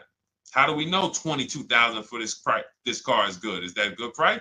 But if I know that you're offering me 44% off the original price, there's another Honda Accord down the road. They're only offering 30% off the original price. There's another Honda Accord over here that I like, and they're offering 60% off the original price, but it has 15,000 more miles, and I can now balance that and weigh that out. That's what matters. True value discount, counter offer calculators that we wrote. We have 5 calculators in my book that I created. We actually took the mathematical formula, wrote the code, created the calculators. You can't see them on Google. When you hear people saying, oh, I sent out all the counters, they're putting the offers into our counter offer calculators. The counter offer tells them what to send. So this is not recycled information, which is why you will never hear anybody. Deshone, I hear you talk about the 8-year rule, but I never hear any car people talk about it, because they probably are concerned that we might hit them with a trademark violation or an intellectual property violation, because they know that stuff that came specifically from us. Not that I would, because I want more of you to understand the 8-year rule, so you can stop buying cars that you're not keeping 8 years and you can start getting below market leases. So I would love for everyone to be talking about the 8-year rule. But that's why the stuff we talk about here it doesn't sound like anything that you hear from any of these other car people. We invented it. God gave it specifically to us. So, all right, well, everything in the show is sponsored by my digital book, Cars from Home, 7 Steps to Saving Time, Money, and Avoiding Dealerships. I invite you to get your copy. Take advantage of the welcome offer, which is 75% off. You won't pay $97. You'll get yours for $24. It'll be in your inbox in 2-3 minutes. And you can grab yours in my TikTok bio, my Instagram bio, YouTube comments, or the Facebook comments. And for those of you who have a different learning style, if you want to actually work with me and shop for cars together for the rest of your life, you want to look at Shop with Deshone. That's our video checklist. And we have our private Facebook group, and we coach twice a month in Zoom. That's if your learning style is more done with you. You like a group. You do not need that. It's no different information in the book than it is in our video checklist. The only difference is some people like support. Some people like, okay, I want to ask a bunch of questions even along the way, or I might have 2, 3, 4 questions that I want to ask. It may not even be a lot. And then we have a community with, 1,600 people in our Facebook group that have come before you. So this ship has sailed a long time ago. It's a yacht. It's a beautiful yacht. We're on it, celebrating every single time we get a car, and we invite more people onto the ship. And for those of you who would like us to shop for you, see if you qualify for Done For You, Cars from Home Done For You. You can book a call with our team. It's a free 10-minute call. See if that's right for you. But we only shop for leases and new cars, and your FICO scores must be over 670. FICO scores, not Credit Karma. Okay, because when we actually take these deals down for you in 5, 7 days, 2 weeks, most of our deals right now we're closing in about seven days, and you can do that too. So even with the book, this is not something that should take you. Again, this ain't car shopping school, y'all. You should be getting to these cars in 7 to 10 days. Once you decide what you want, 7 to 10 days. So, but yes, new cars only, leases only, and FICO scores over 670. So other than that, I think we are good. It's been a pleasure. I'll tap back in tomorrow. I am going to do one more live show because I want to have plenty to rebroadcast next week. I don't know what time I'm going to come tomorrow, but I certainly will pop in live tomorrow for probably another 90 minutes. All right. So pleasure, everybody. God bless you. Continue to unlearn, continue to relearn, and, just understand how much money is in these cars. And I want you to know where all of it is, all the hidden money. Okay. God bless y'all. See you soon. Big Mike, welcome to the crew. I see you. New follower. Welcome. See you soon.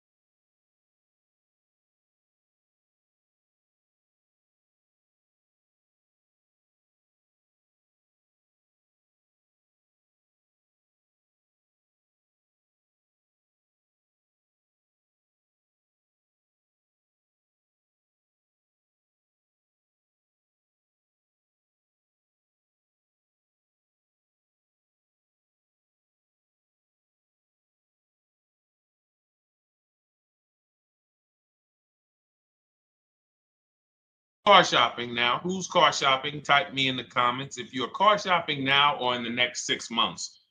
The reason why I say that is because oftentimes we wait till the last minute to car shop. We don't realize how that hurts us. We don't want to continually shop every single time we shop. It's an emergency. You lose the ability to see the deals change from month to month.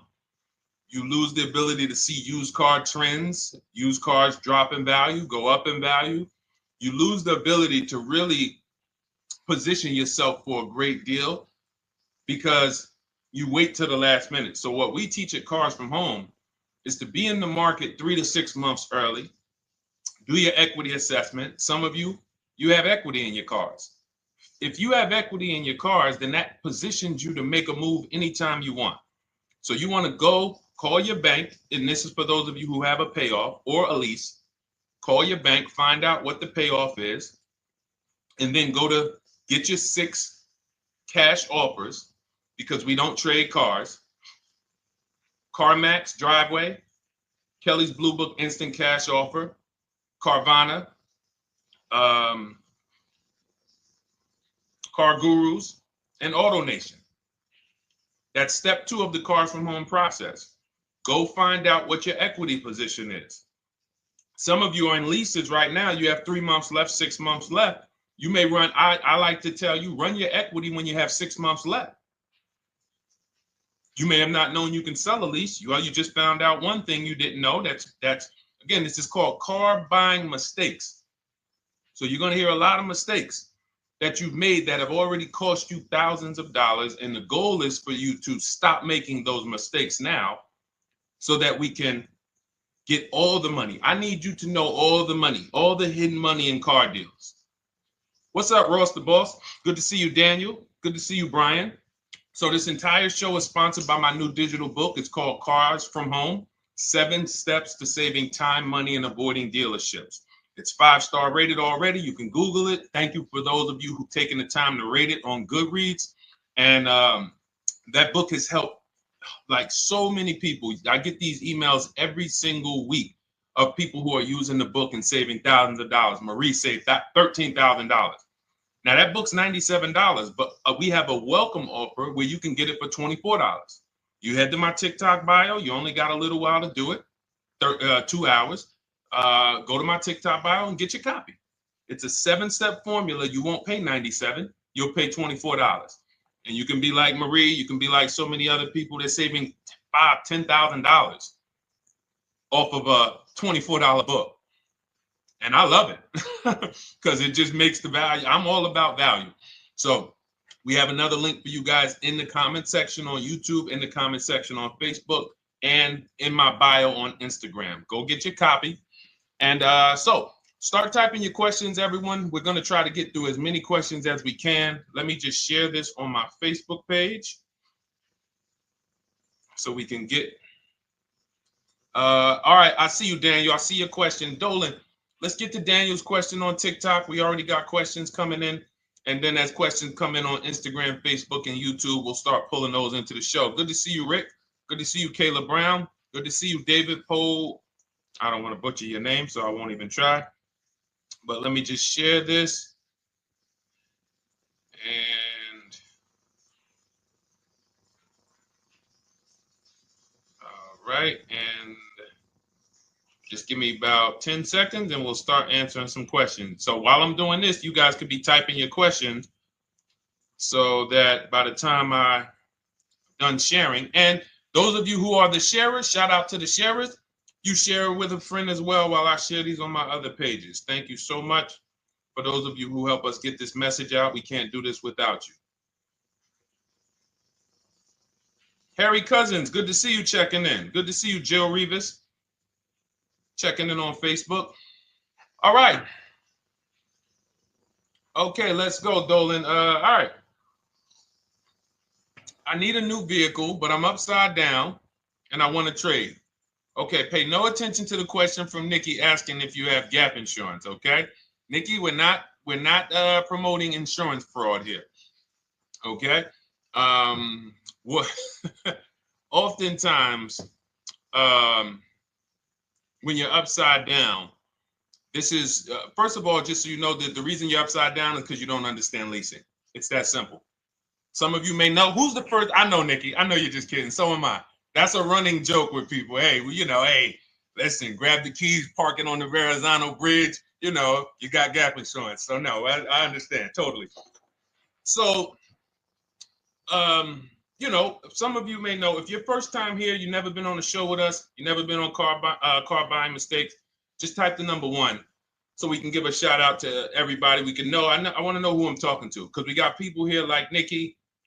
We got some regulars that check in and they kind of know a lot of the Cars from Home systems that we teach. But if you're a first timer here, we don't want to assume. Southern Creole, good to see you. Rachel, let me hop on Instagram so I can give some shout outs to Instagram. So the reason why you're upside down is because you don't understand leasing. So leasing is made for people who are not keeping their cars 8 years. And the only way you're going to avoid this negative equity is to have is to put tons of money down, $10,000, $15,000 down, or take very short-term loans, 3-4 year loans, which you're not going to get that money back. You're going to pay all of this money. And then when you go, you probably just end up, whatever little equity you have, if you have it, you end up trading it. I know you're not leasing. I'm telling you why I'm going to give you the direction to get out of the negative equity. But if you don't know what's causing it, you're just going to go back into it because you're going to end up buying another car, taking another 5-6 year loan out, try to replace that car, putting little money down, and then replacing that car in another 3 years, and you're just going to have more negative equity.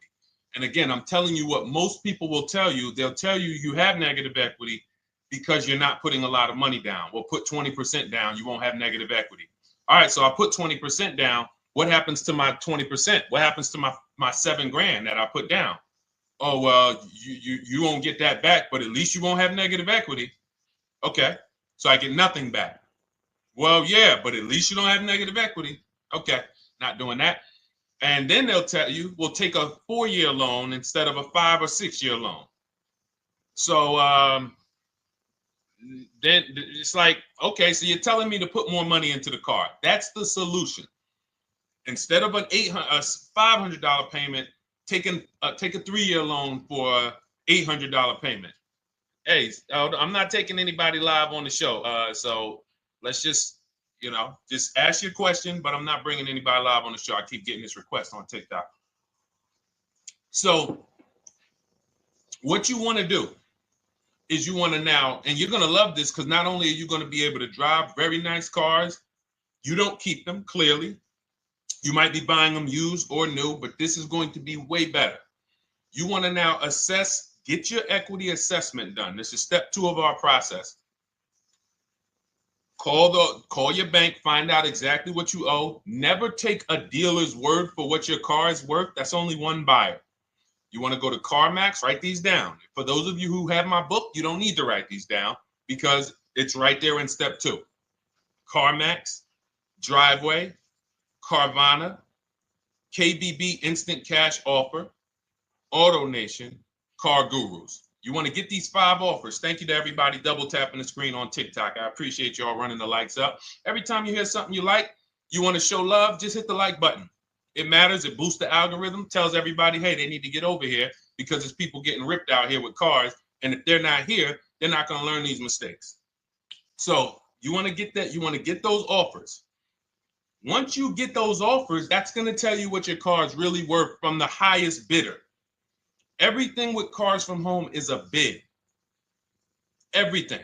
That's how we have guarantees. The reason why you don't have any guarantees when you leave the dealership with a car is because you have not gotten any bids.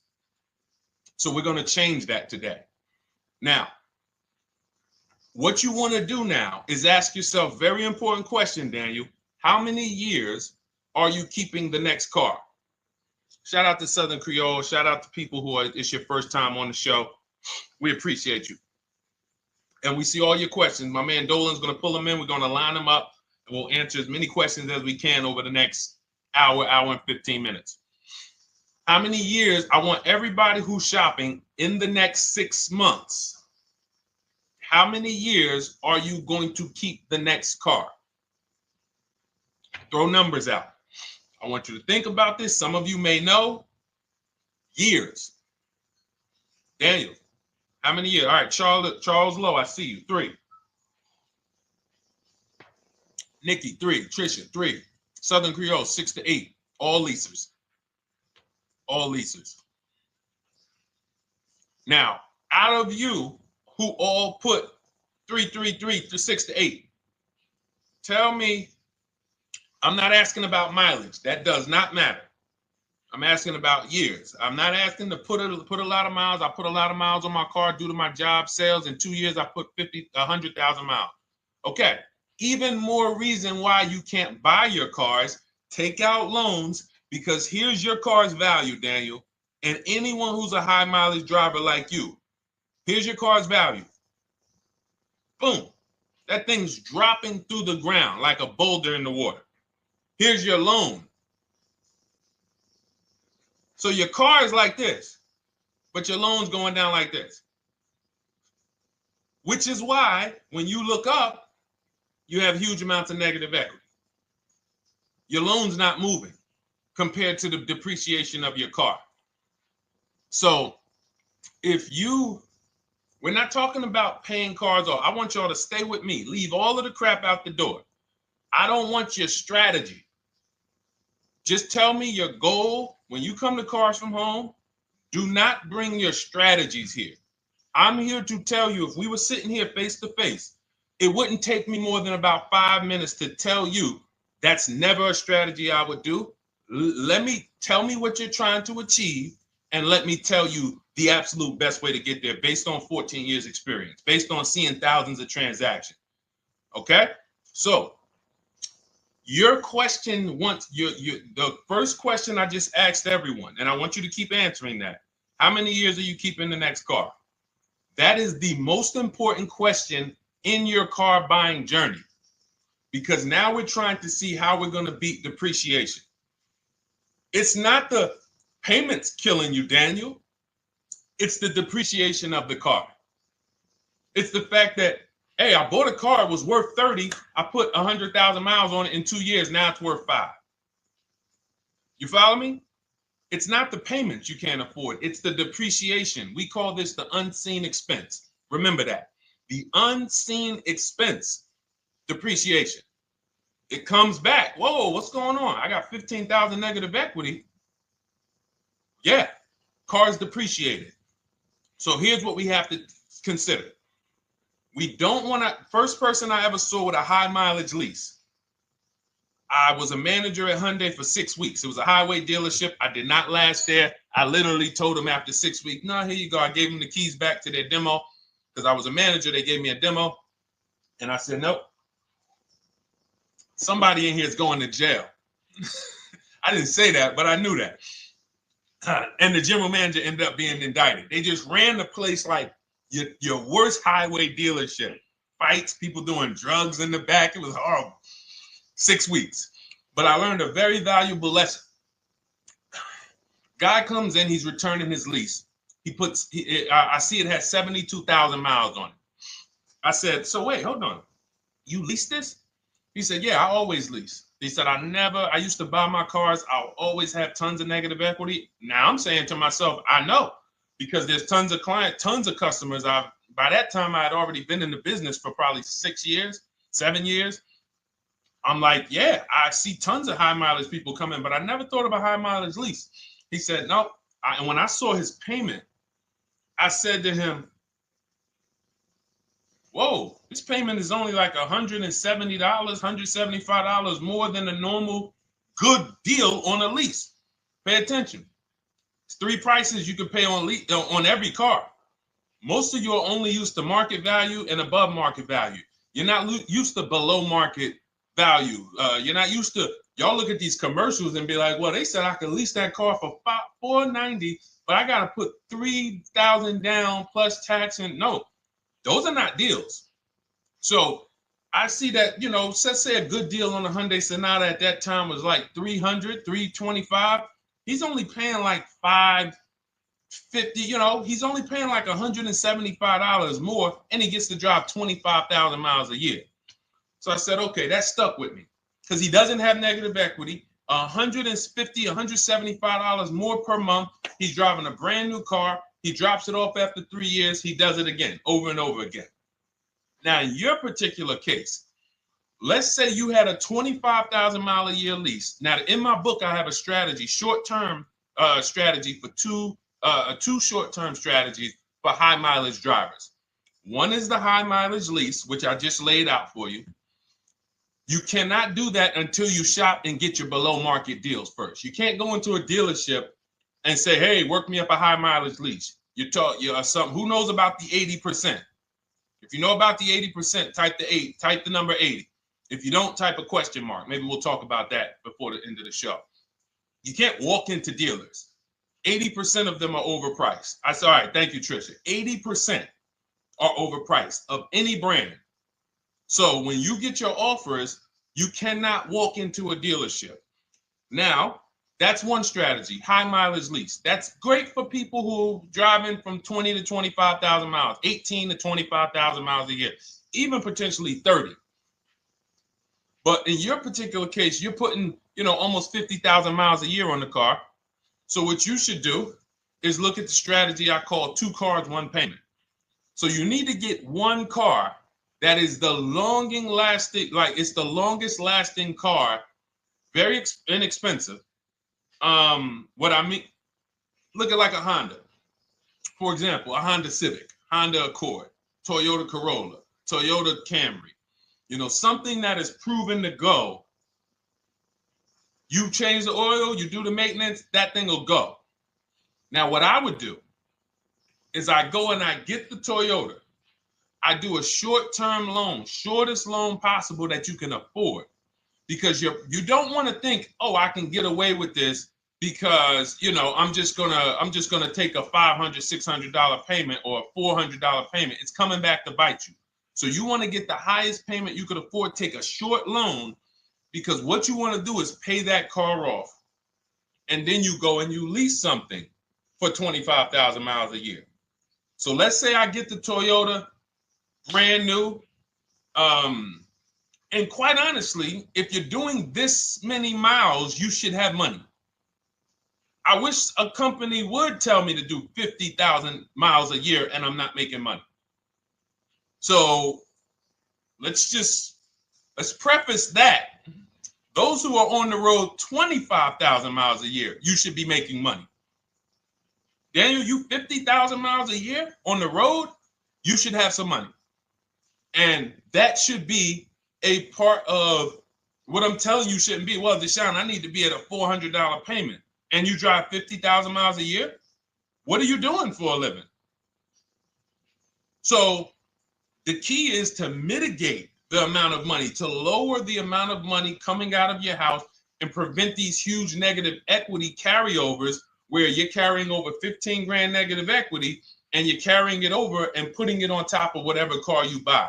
So whatever car you buy, you're not just paying for that car, you're paying for the car you brought over, that negative equity. You're paying for your old car in your new car. We need to stop that. We need to stop that. So now what I would do now is I would look at, because you have a huge amount of negative equity, I look at a lease on an electric car, something that I could do incredible. Some of these leases on electric cars, whew, you cannot imagine. I got people writing me and posting in our group, in our private group, the leases they're getting on these electric cars. And I gotta label these correctly so I can pull one up, because I got a bunch of people who send me deals, bunch of our members, but they're not labeled. But I've seen leases that are 0.88%, 0.7%. So I think I don't know if it was the Nissan Leaf. I want to say 2 months ago, they were doing leases on those. If you knew how to shop, you could get them for, it was like something stupid like $100 and something a month.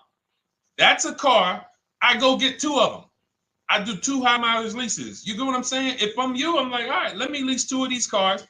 I'm gonna drive electric, because I guarantee you're obviously spending a ton of money on gas. I would get 2 electric cars, lease them both 25,000 miles a year, electric. But again, you got to learn how to shop. Because you're going to go into the dealership, you're going to be like, Deshone, the prices that you're talking about are not the prices they're telling me. Exactly. Because everyone who's using our system, when you look at Ken, look at Alex, look at the percentages they're getting on these leases. Look at Courtney. Well, she just got 5,500, almost 5,700 off of her new Honda Pilot. And this is from home. Look, I told you about Marie, 13,000 off. Guys, I want to be very clear with you. If you go out here and you try to get the prices that you see me sharing from my people who are using the Cars from Home system, you're not going to do it. So I'm telling you, you can try calling around. I tell you that all the time. You know my 2 favorite words, multiple offers. You want to call around? Do it that way. Deshone, I called 10 dealerships, man. I spoke to the manager. Hey, I spoke to the salesman. I didn't go in there, and I found out all of those dealers had different prices. I ended up closing my deal with the best one. He was $5,000, $7,000 less than everyone else. You want to do it that way? God bless you. I'm going to clap it up for you. Great job. You want to do it our way, where we don't talk to dealerships? We do everything by email? Great. But if you're not going to get the prices you can get. You're not going to see how much money has been hidden from you until you start getting multiple offers. So that's a couple ways I would go with it, Daniel. I'm either doing some high mileage leases on electric cars, or I'll do a high mileage lease on an electric car. Like literally, I'll be shopping multiple electric cars and just seeing the best offer, who's going to give me the best lease.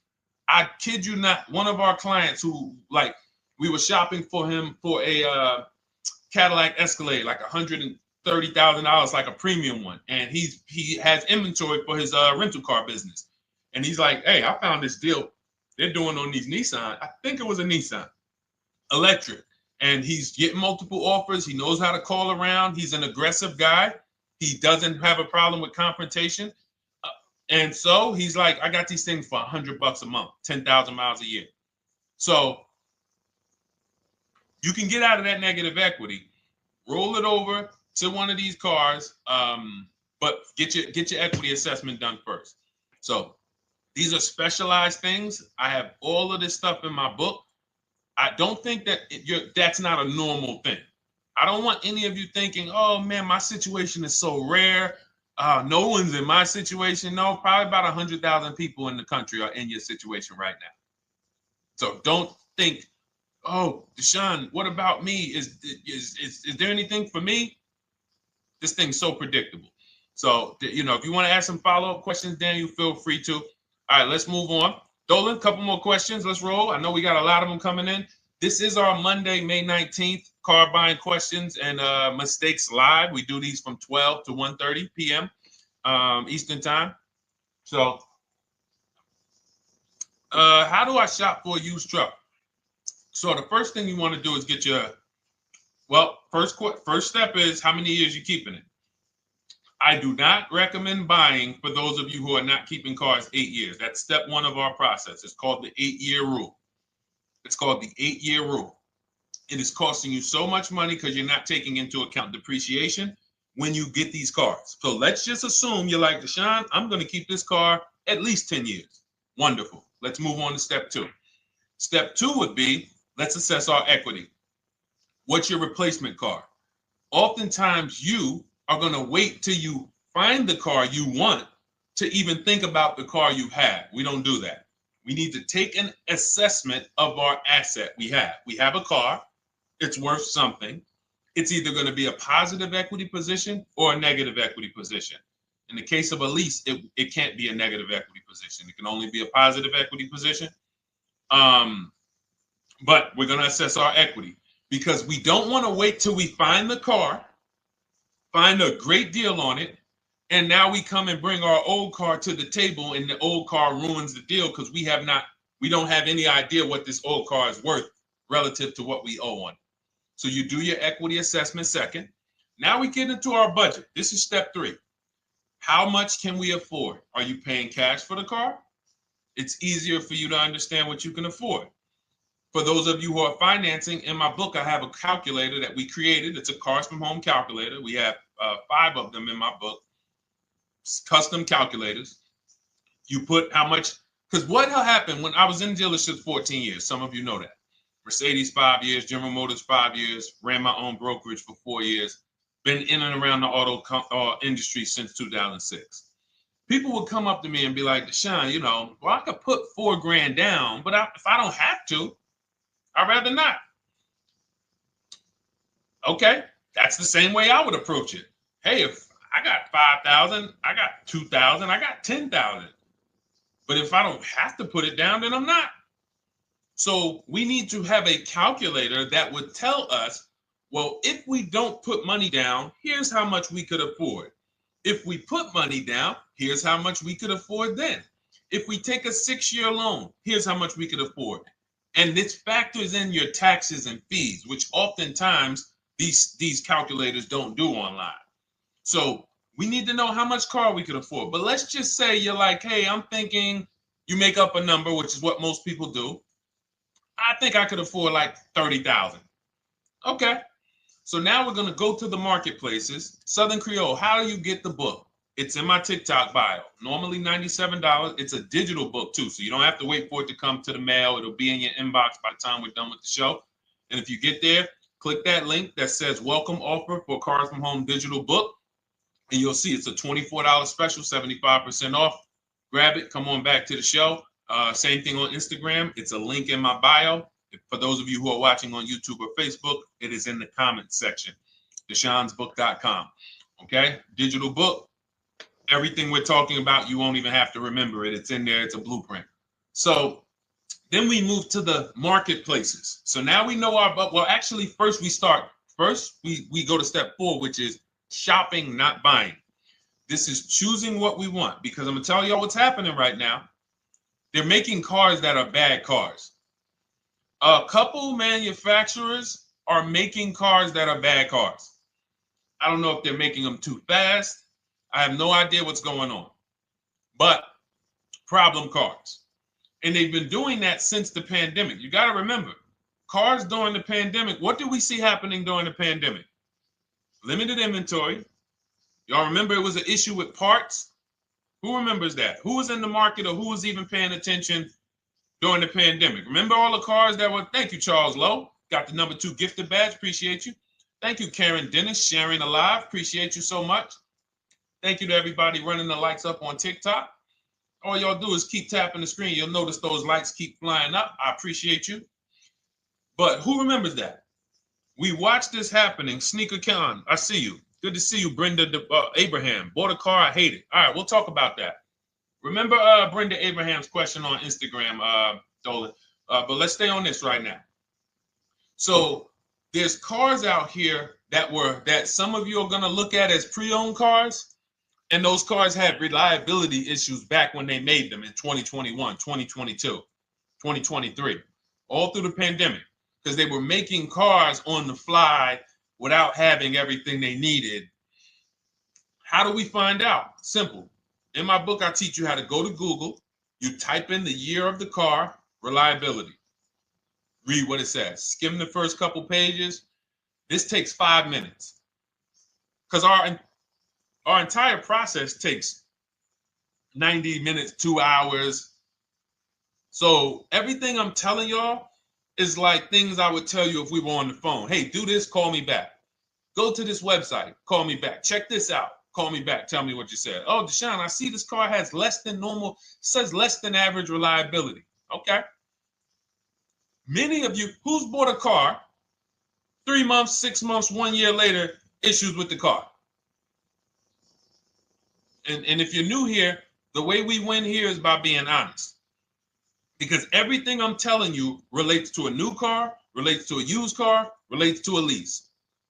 So if you're not getting something out of what we're talking about, it's you. I don't know if you're cooking, eating, you got music playing in the back and you're trying to hear us talk this money at the same time. If you're not getting anything out of this right now, you need to focus.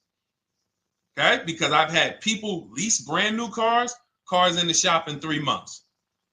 Buy brand new cars, 6 months. Yo, it's in the shop. Used cars, of course.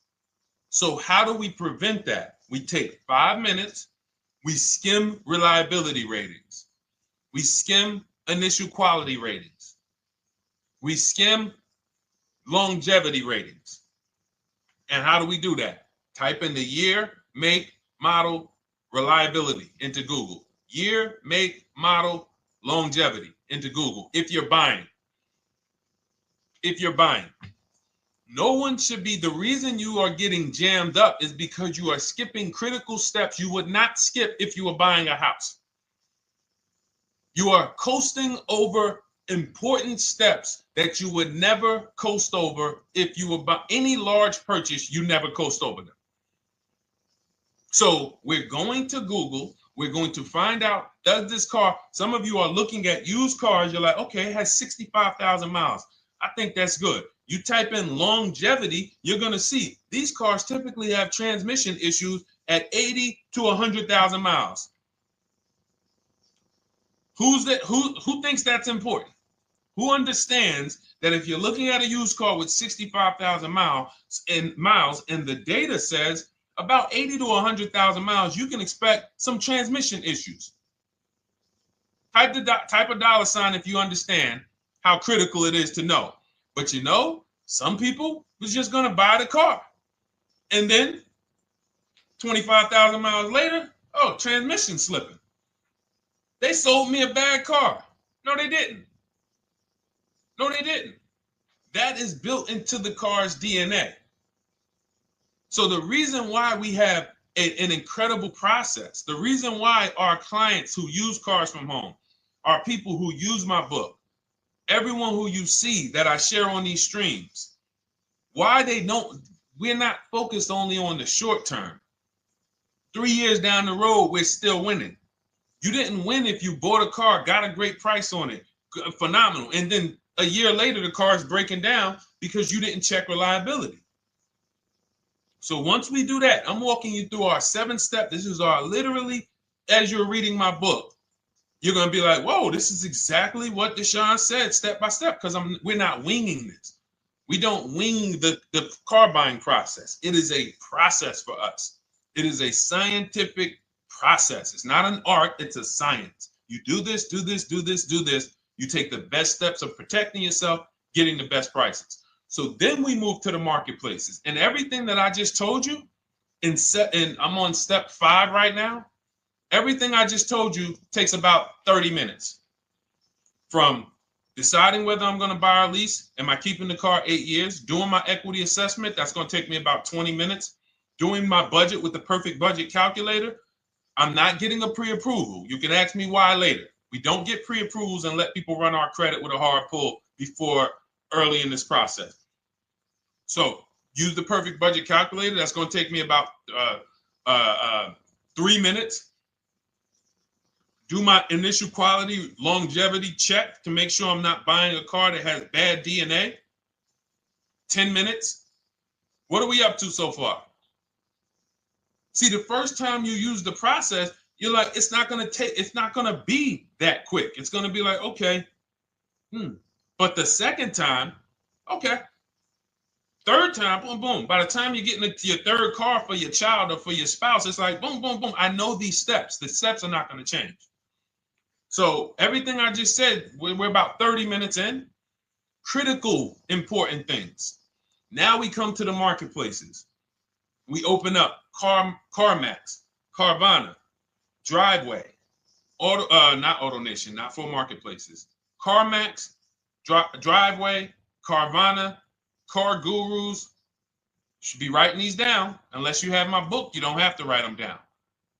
All of these marketplaces have different inventory, and sometimes you'll see a car. I remember I was shopping for my Infinity truck, and it was first I thought I was going to get the QX50, and I remember seeing a car that was $36,000, and then I saw it on another marketplace, and it was $34,000. Now it wasn't a scam. Oh, Deshone, is that a scam? No, it's not a scam. On this marketplace, the updates take longer. So when the dealer sends out a price change, lower the price $2,000. This marketplace, it might take them 12 hours to do that. This marketplace, it doesn't. We update quicker. Who understands why you need to have multiple marketplaces open? See, everything we do is for a reason. So now we're going through the process. You look, you see, wait, let's go back. We got Car Gurus, Cars.com, Auto Trader, and Carfax.com. So we open up these marketplaces. We put in our price range. I like to start 100 miles out, and I like to start as new as possible. Let your budget dictate you can't get a 3-year-old. Don't just go back and start looking for a 5-year-old one. See if there's anything in the 3-year range. Does anything in the 3-year range fall in my budget? But here's our goal. With these steps, and 45 million of you are going to buy used cars this year. So there's more people who are going to buy used cars than are going to buy new and lease. So our goal when we open up the marketplaces is not to buy something at that minute.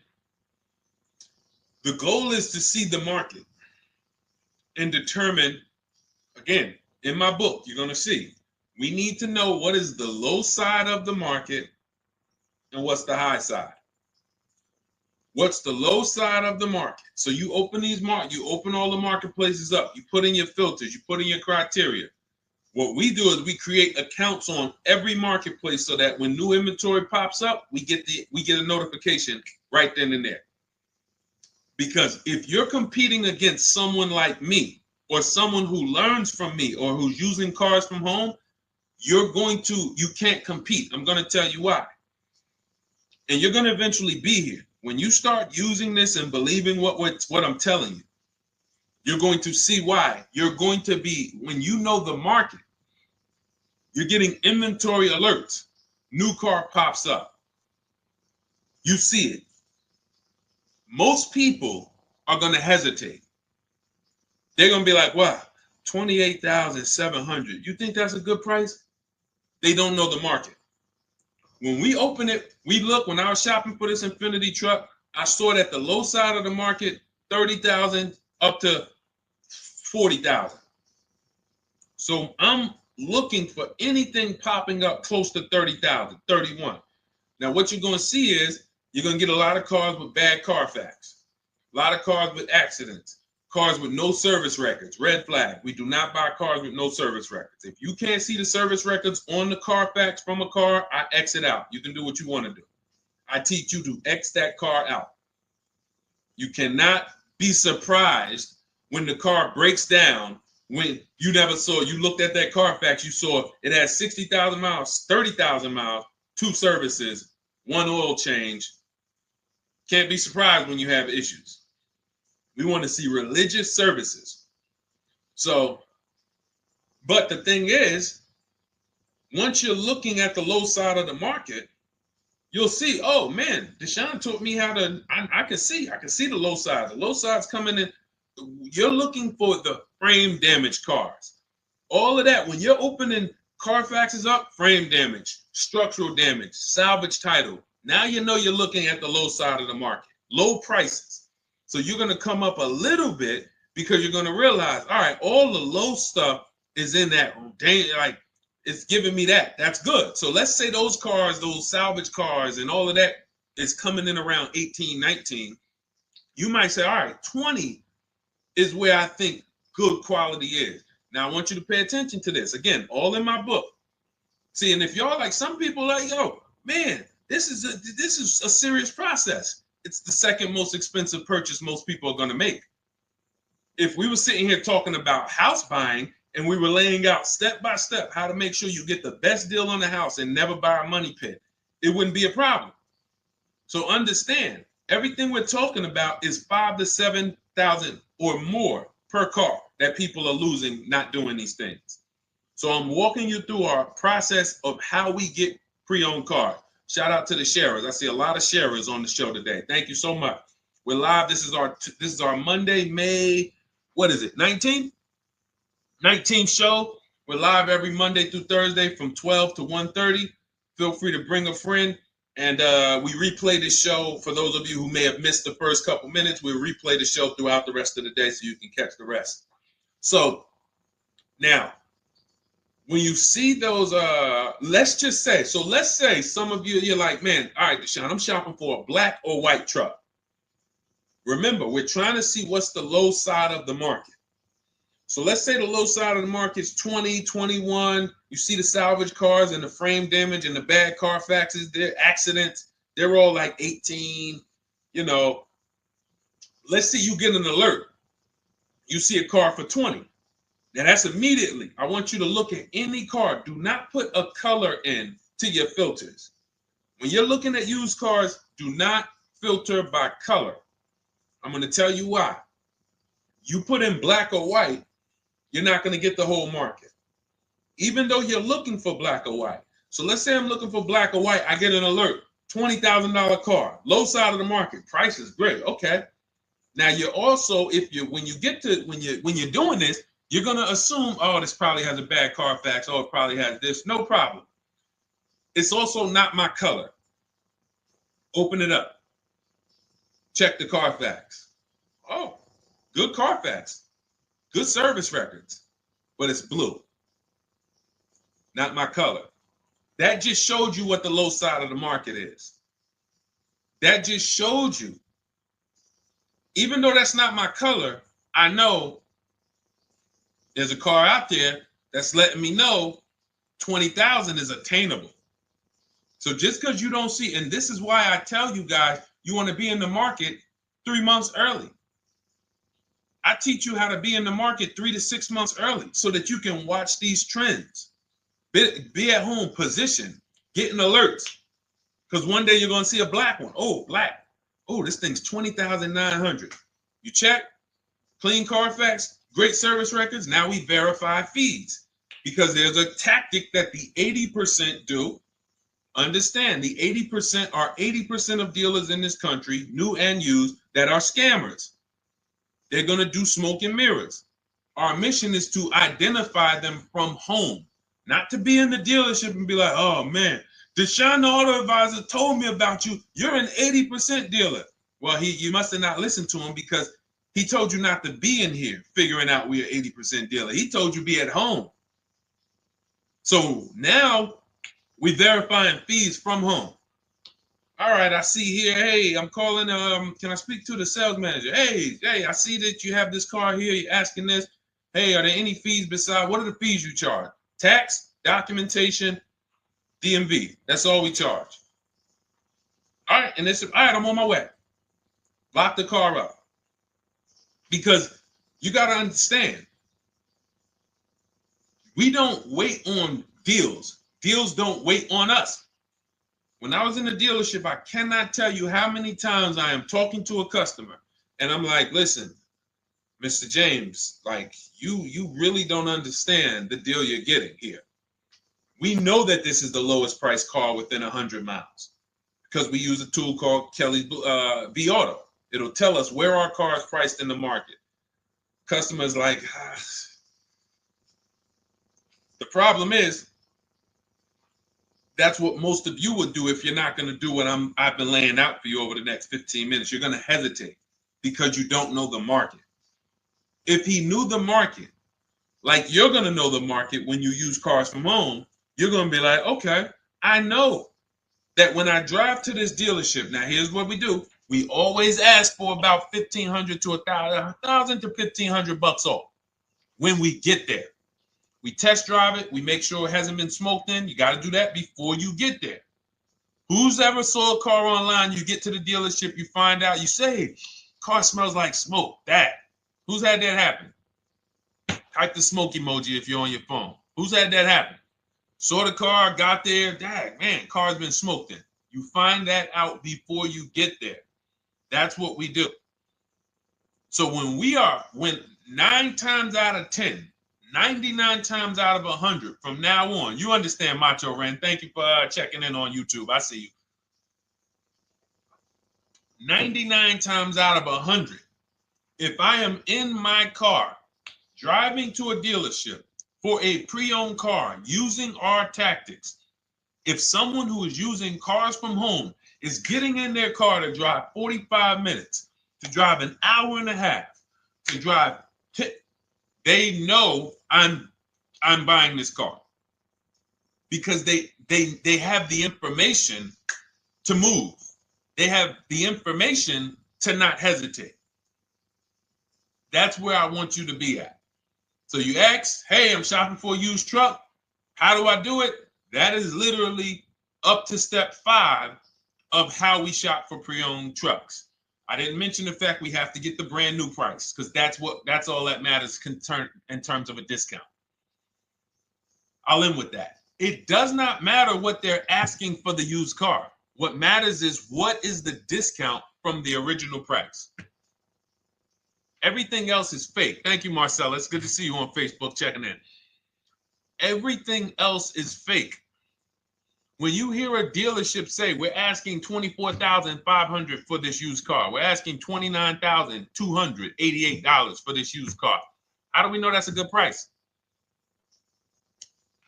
We don't. There's no way to know. Unless you want to start comparing it to other cars, and here's where you'll go wrong with that. You start comparing it to other cars, and you don't realize each of those cars has a different original price. Example. When I bought my Infinity truck, it was 3 years old at the time. I had 4 options. I'm looking at 4 options from $30,000 to $32,000, $31,800. Now, the one I bought ended up being the most expensive out of the 4. $30,000 to $32,000. That's what I'm looking at. 3 years old. Now, when I look at them, the one I bought had 26,000 miles. The other one probably had, I think, like 28, 32, 34. So it had the lowest mileage. but it was the highest asking price. So some of you, before you start doing what we're going to have you doing, would have just bought the one that said, hey, let me get the one for 30,000. Let me get the one, Deshone, if it's 4 of them, they all look similar, man, get the lowest price one, right? Who would have did that? You're looking at 4 trucks online, 4 cars online, they look identical. They're ranging price from $2,000 to, their $2,000 swing. Who would have just bought the one that was the least expensive, right? Thank you, Gam Make. I'm sorry, I just butchered your name. Macho Ren, yep, me. Thank you for being honest. That's what most people would have did. That would have been a huge mistake. You're never going to do that again. So I pulled the Carfax. I get the original MSRPs of the trucks. I see that one of them is 46,000 brand new. One of them's 48,000 brand new. One of them is 52,000 brand new. One of them is 54,000 brand new. So now, somebody's horn is going off. So now I have a calculator. It's called the True Value Discount Calculator. I put the asking price in with the original MSRP. It says this one has a 30% discount from the original price. This one has a 34% discount. This one has a 36% discount. And the one I ended up getting, which was the most expensive one at $31,800, had a 42% discount. It had more stuff inside than the other cars. So it's a better value, better deal. Better deal. So this is all of the other stuff doesn't matter. So this is the type of stuff that's just really going over our used car strategy and how we win with used cars. Why don't our people have buyer's remorse? Why aren't our people getting cars that they're regretting? Why aren't our people getting cars that they're driving home and the car breaking down in 3 months, 6 months, 9 months? Because there's a process. And you'll have all our processes, not just for used cars, but for below market leases, below market purchases. It's all in my new digital book, Cars from Home, 7 Steps to Saving Time, Money, and Avoiding Dealerships. Normally $97, but as part of our welcome offer, you can get your copy for $24, 75% off, but it's only for the next 2 hours. And if you visited the website and that timer started, once that timer hits 0, price goes back up to $97. And it's worth every penny. I didn't price it at $97 saying, oh, no one's going to buy it. We've sold hundreds, if not thousands of books at $97. So $97 is value, but I'd rather you get yours for our welcome offer at 75% off. So head to my TikTok bio, my Instagram bio, the YouTube comments or the Facebook comments, click that link we have there for you. Go grab your copy. It'll be in your inbox by the time you get off the show. You'll have everything. So you'll have a tool belt. Your husband needs a lease. It's in there. Below market leases, not these stuff prices everyone else is paying. New car. You're buying a new car. Oh, you're buying a pre-owned car for your child. All in there. High mileage driver. Your cousin's a high mileage driver. Come here. Let me help you with this. All in there. All right. So go grab your copy. Come on back to the show. All right, Dolan. Let's go. Next one. That boy Drewski, thank you. You got the number 1 or number 3 gifter badge. I appreciate it. Thank you to everybody who's supporting the show. Thank you to everybody who's tapping the screen, running those likes up. Bought a car. I hate it. I want to trade. I'm still under 5K miles. How can I trade without being upside down? Cars are not made to be they're not made to be traded without losing money. So if you, let's just say, for example, you have paid cash, you never be discussing this. How much is the car? Just purchase the book. Thank you, Charles. Use it, enjoy it.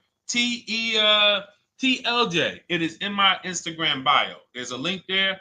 Click that link and then just click that blue button that says welcome special, $24. How many years I had asked this young lady a question. So let's just say, for example, and this is why, listen, I feel for you. I don't like the fact you're saying you hate the car. You know, that sucks to have purchased a car and then be hating it. But I need you to realize that if you're going to get out of it, you are going to bite a bullet. That means it's going to be pain. Now, I'd rather you understand the pain, not like, okay, just get me in a new car. I don't care. Get me out of this thing. I don't want to know, like some people do. So if you understand the numbers, then you won't get buried again.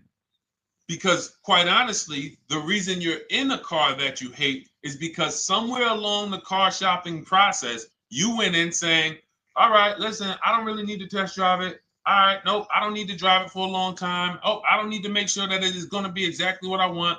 I don't need to make sure that it's going to do what I need it to do. And this is the result of that. So a car that, let's say you bought for $30,000. The minute you drive off the lot, it's worth $25,000. Welcome, Lauren Payton. Thank you. Welcome to the community. New people on TikTok checking in. It's worth $25,000. You've lost 15% the day you buy it. If you came back 3 days later and said, all right, listen, hey, can you buy this car back from me? There's another owner on record. You've lost 15% minimum. New cars, you're going to lose probably 25%. And depending on how good the deals are that you didn't get, like say, for example, let's take somebody like Marie. I like to use Marie because she's an example of a dramatic discount. So she uses the book. She gets her 2025 GLC coupe, fully loaded. She gets $13,000 off the price. Let's say she was to come back later, a month later. You know what? I hate the car. What can you give me for it? Well, she's going to lose because the market value is going to go down. But because she got the bottom, she got a below market offer, she's not going to lose as much. Now, let's just say another person who has no skills or who's just a regular negotiator, they get $5,000 off the GLC, $3,000. They think they're doing good. Now they come back and they say, hey, I want to get rid of this. What can you buy? What could you buy it back for? They're 7,000 or 10,000 poorer than Marie is. So in order for you to not lose big, you need to be able to you need to get these deals for below market value. You need to get these deals because some of these cars, guys, you can save $7,000, $10,000, $15,000 off of them. So if you're only saving $2,000, $3,000, you're coming back and you're like, dang, I'm skewed because the price you paid is so high. The dealers know that the market for this car is $10,000 off, $12,000 off. But we got this woman to pay, we only gave her $2,000 off. So if she ever comes back to trade it, she doesn't realize you're going to lose so much because you overpaid to begin with.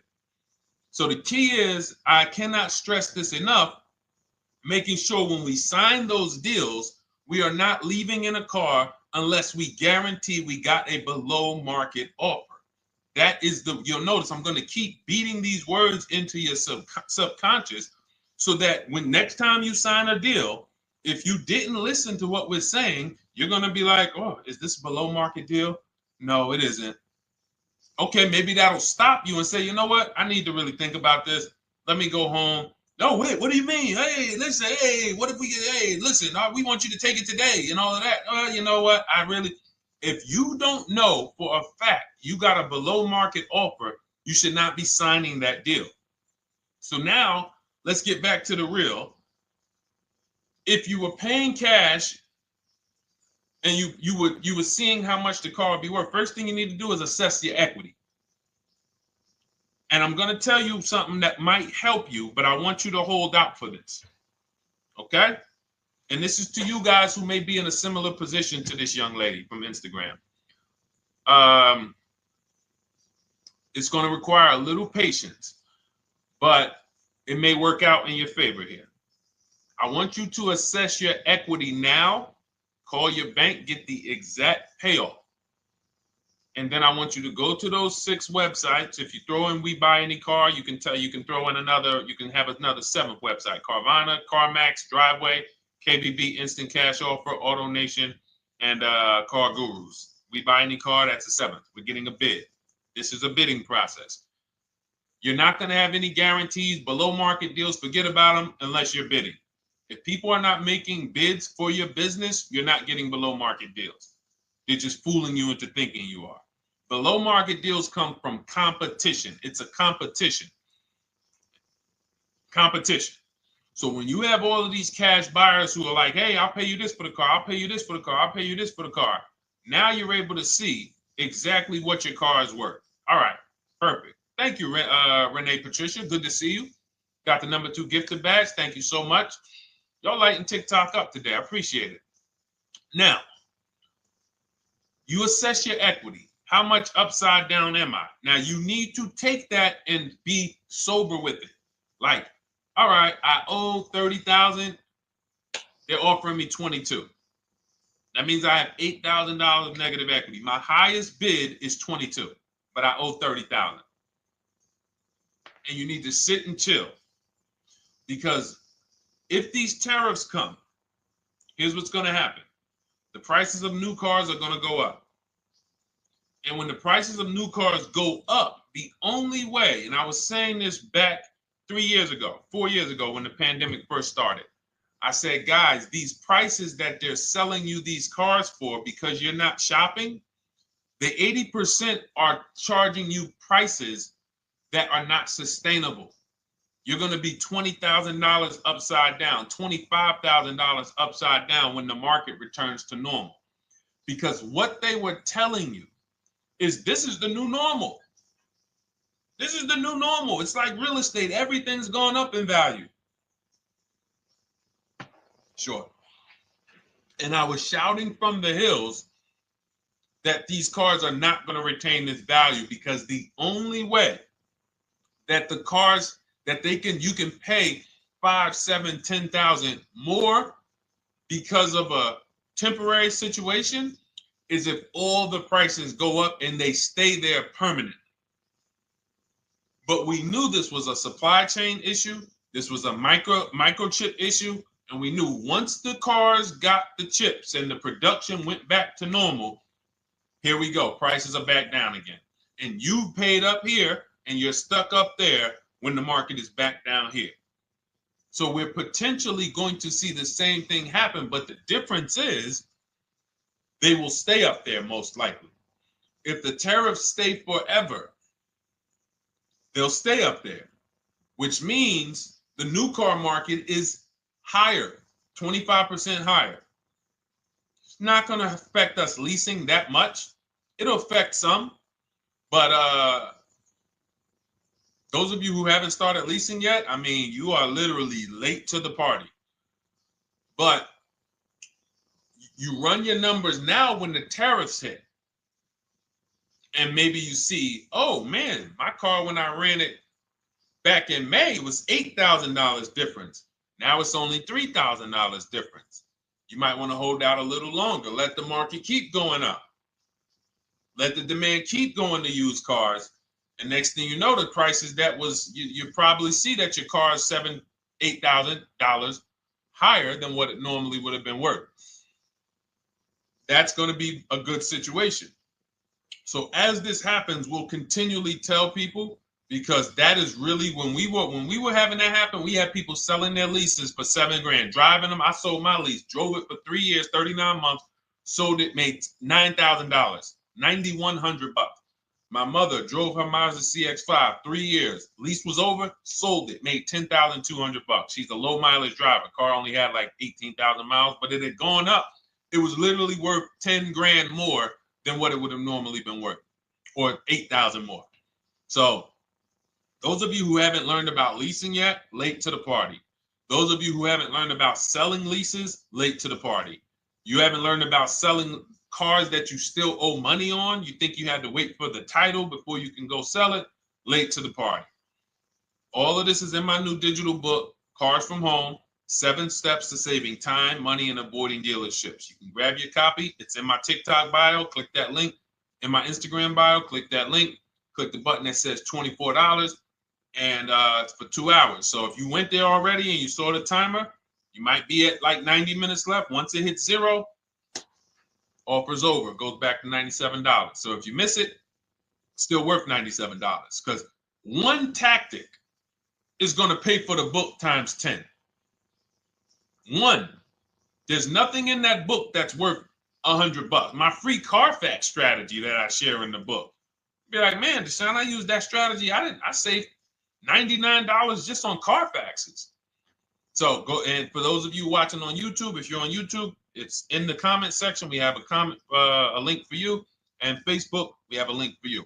Go grab your copy. Make sure when you get it, you screenshot the thank you page. So just in case it's not in your inbox, you might have typed your email wrong. Any problems, you'll have my support team's email. And then come on back, type the word book. And for those of you who have the book, type the word book. And after you grab your copy, type the word book. And I love to shout out people that got the book. So anyway, go ahead. Oh, the Gen Generation got my book. I'm in the process of looking for a vehicle. This is right on time. Amen. I'm so glad to hear that. Just use it. Stay on your steps. It's a checklist, Jen. Don't worry. It's not a Bible. You don't have to read it all. You know, it's literally do step 1, check it off. Next, step 2, check it off. Step 7, I'm congratulating you and we're setting up delivery or your pickup. Okay? Yours truly. Shout out to you. Congratulations. Use the book, and please make sure you send me your emails. Like I just got this one. Successful acquisition of, hold on, I want to pull the one up with the picture. Here we go. I just got this one. Successful acquisition 2025 Mazda CX-90S Turbo Premium Plus Hybrid. I saw the specific 2025 Mazda CX-90S Premium Plus Hybrid with precise trim, exterior and interior color specifications. Only one such vehicle existed in Georgia. After soliciting quotes from all Georgia Mazda dealerships, I show you how to get contact 25 dealers in 20 minutes. For those of you who are shopping for a new car or a lease, new car or lease, I already laid out our pre-owned strategy. Like that was probably the first time we ever did that, Dolan, really laid out the pre-owned strategy step by step.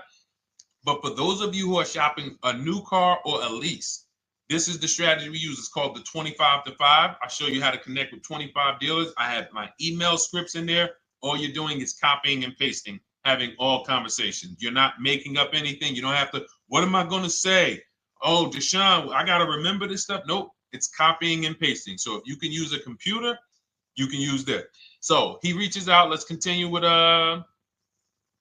Ken's story. He said, after soliciting quotes from all Georgia Mazda dealerships without initially specifying color preferences, a bidding war ensued. I love those 2 words. Between the dealership possessing the exact vehicle and another offering the desired trim but a different color scheme. Leveraging the Cars from Home counter offer system, which is one of those custom calculators. We have a calculator that I wrote the code for, and it's not. You put all your offers you get into the calculator. It tells you this one's the best. Counter offer at these numbers. So the dealership with the alternative color offered to beat any written offer. The final acquisition resulted in a 1.25% lease agreement, 0 down payment, 36-month term, 12,000 miles allowance, all taxes and fees included, plus the first month's payment covered by the dealership. The MSRP was $60,000. Wow. Yielding a payment of $760, no money down. Now, for those of you who know our rule of financing, how much would a $60,000, remember, he put no money into this deal, not a dime. The dealership even covered the first payment that won the bid. How much would a $60,000 car cost if we financed it with no money down? Throw some numbers out there. Some of you guys know our rule. Can I sell my lease? I have the lease from Navy Federal Credit Union. You can sell any lease if it has equity. Not every lease has equity. Thank you, yours truly, 1200. Thank you, K Camp 414, $1,200. Because you got to realize this person's obviously shopping for a vehicle that he said it's a specialized vehicle. I know what I want. It's a premium plus S turbo. It's not a Toyota Corolla. It's not a Toyota, nothing against Toyota Corollas. This is a $60,000 vehicle he's shopping for. It's not a $300 payment. Some of you who are like, Deshone, my payments are always there. Okay, deduct your down payment. I cannot tell you how many of you are getting your down payments. You're not even factoring that into your actual cost. There are people who will say, well, my car payment's only $450. That's what I like my payments to be. How much did you put down? Oh, yeah, I know that face. I think I put down like 10,000. No, you didn't. You probably put down like 13. Yeah, when I look at the paperwork, because I've had people come into the dealer, I'm trying to talk to them about these things, and they're like, okay, well, this, and I'm like, you have your paperwork with you? I look at the paperwork. Oh, you actually put down. They'll say, oh, I did no money down, or I did a little. I think I did like 3,000. Hey, actually, you did like 7,500. Oh, that's right. That's right. People forget their down payment like that. They don't even factor that in. So if we were to back out the down payment and compare apples to apples, we would see $1,200 is what he would have been paying versus $760 for this $60,000 car. And he does it from home. Sits at home where nobody can walk into his house. No dealership, no salesperson can walk in and say, hey, get off that computer and get on into the dealership where we could charge you more money. Stop talking to all of those other dealers. Stop making us compete against our competition. Get on in, come on in and let us show you this sale we're having this weekend.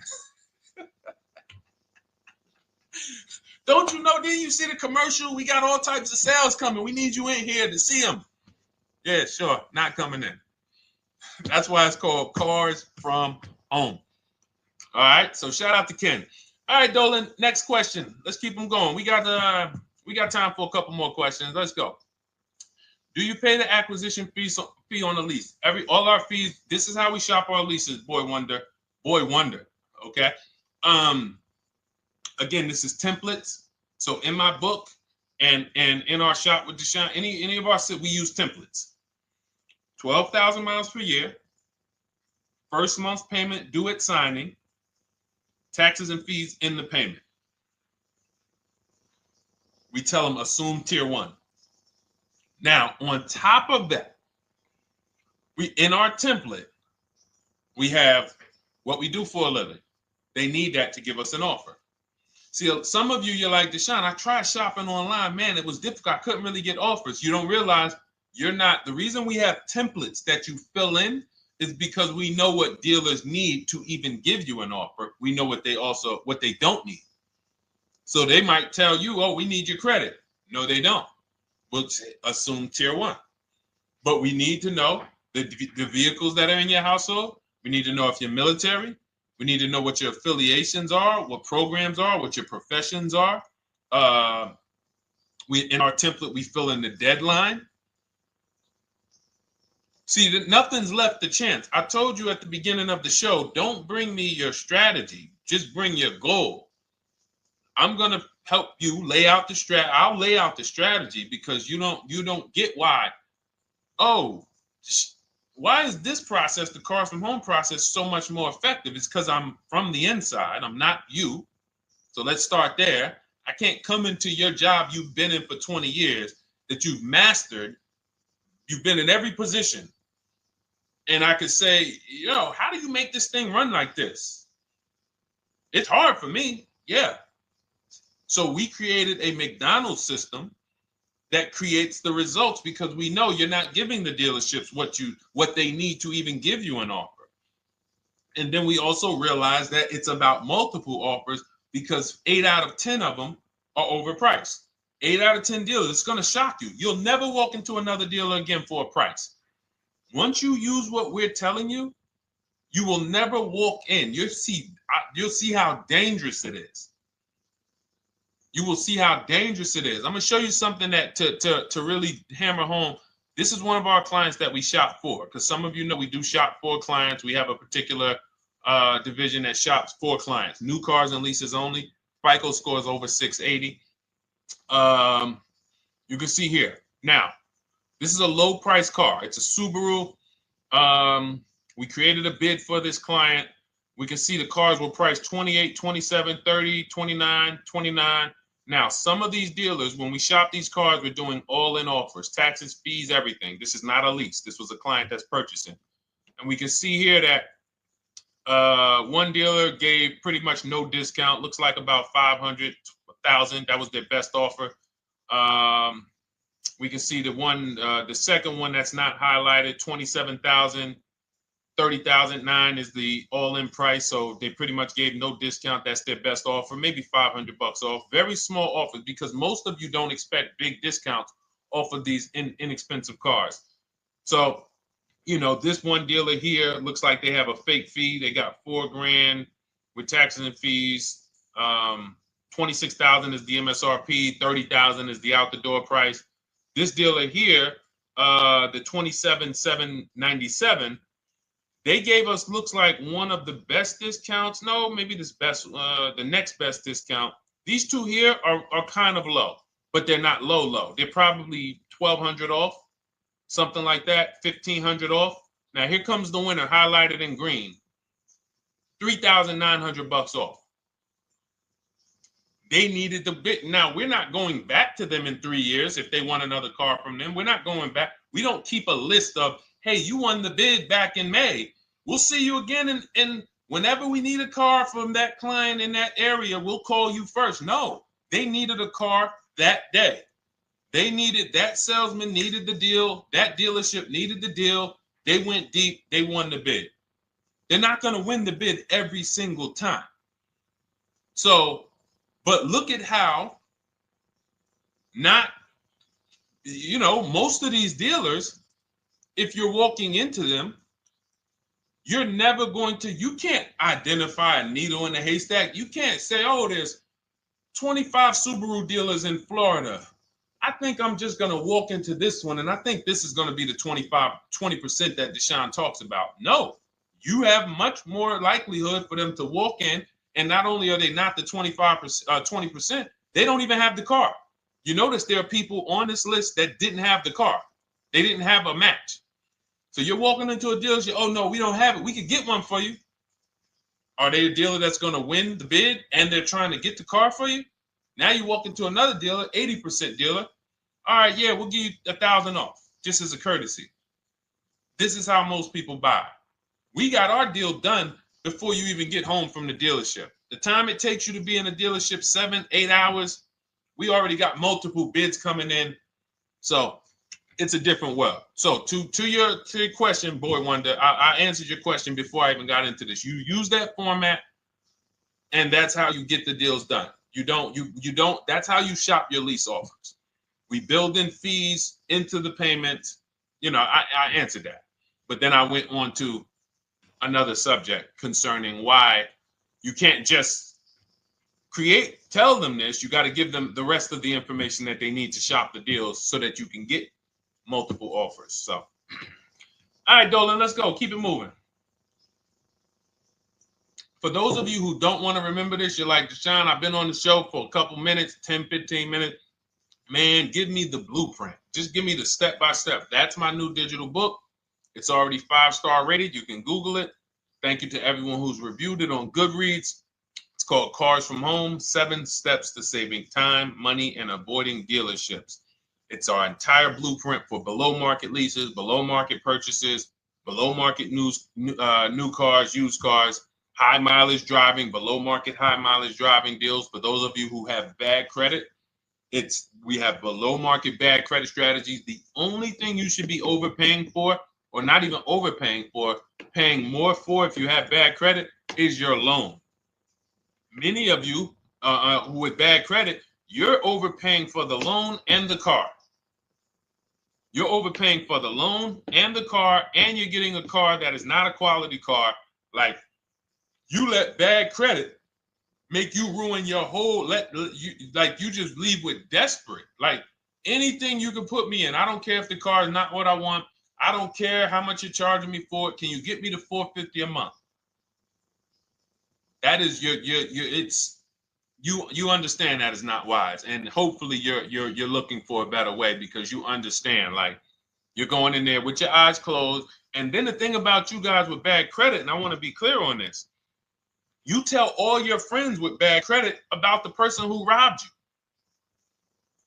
you. You literally, anyone who could get you approved, that's why they tell you. I had a guy, my neighbor, he said, hey, aren't you in the car business? I said, yeah, yes and no.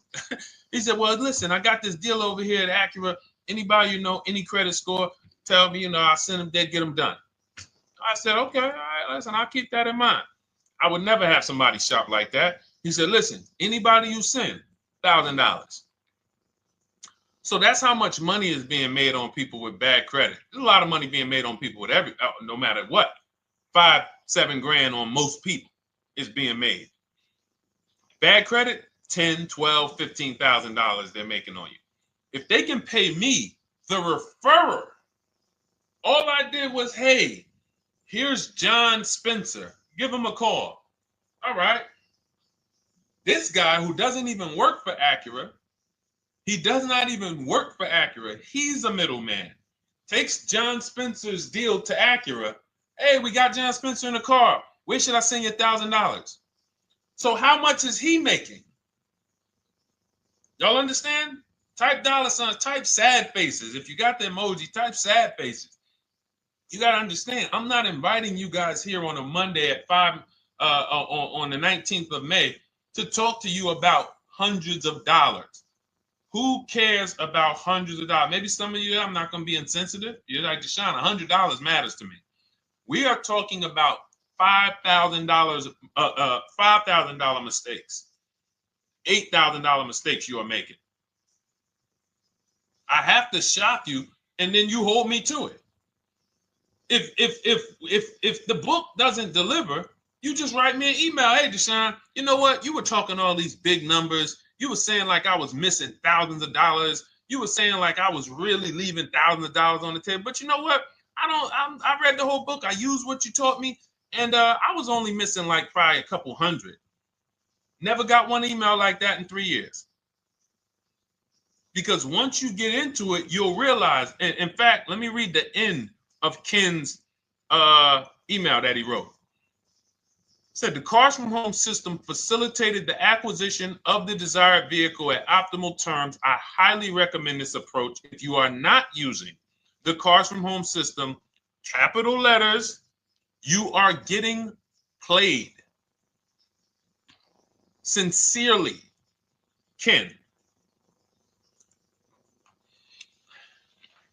All right, the Gen Generation on YouTube. Good to see you. When negotiating on a used car, is it fair to start 15% below asking price? No, that's not the way we buy used cars.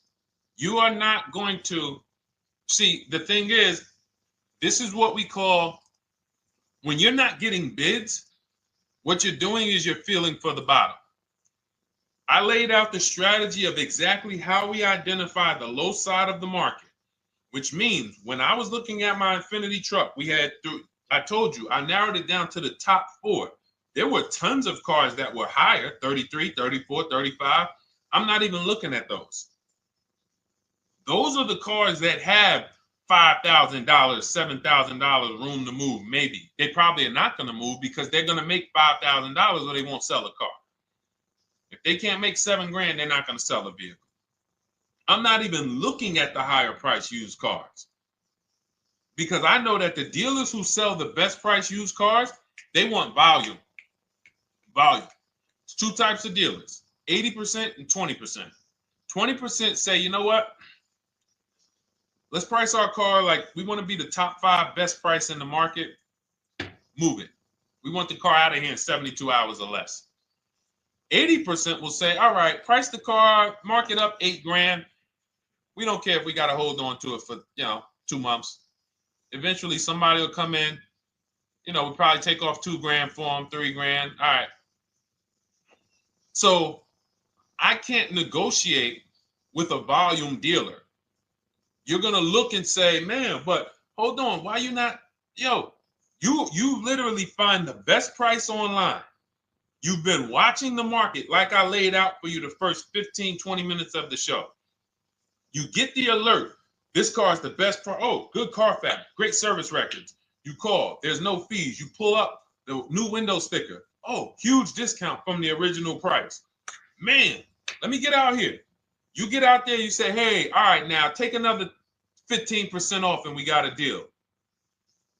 They're going to say, what, you didn't do your research? Now, if you sit there like other people who are not researched, all right, well, I feel like, though, if I can't get money off, though, that got to be something everybody gives money off. You didn't do your research? All right, let me print a report out for you. Here's a report. This is our car, and within 100 miles, we're the number 2 price, we're the number 1 price. Yeah, man, but I know you still got room. All right, listen, sir, appreciate you coming in. And you lost the deal. You lost the deal. I said when we get to the dealership, we ask for $1,500 off, and that's it. On a used car, when I drove there, I said, look, $1,500 off. They gave me another $800 off. I test drove the car. I said, listen, but here's the thing. Even if when we make counter offers, because we know the market, and you will know the market, so you're not making blind counter offers to feel for the bottom. I'm just feeling for the bottom. You are already know I'm dealing with the best price person. I got all the information. It's come right to me.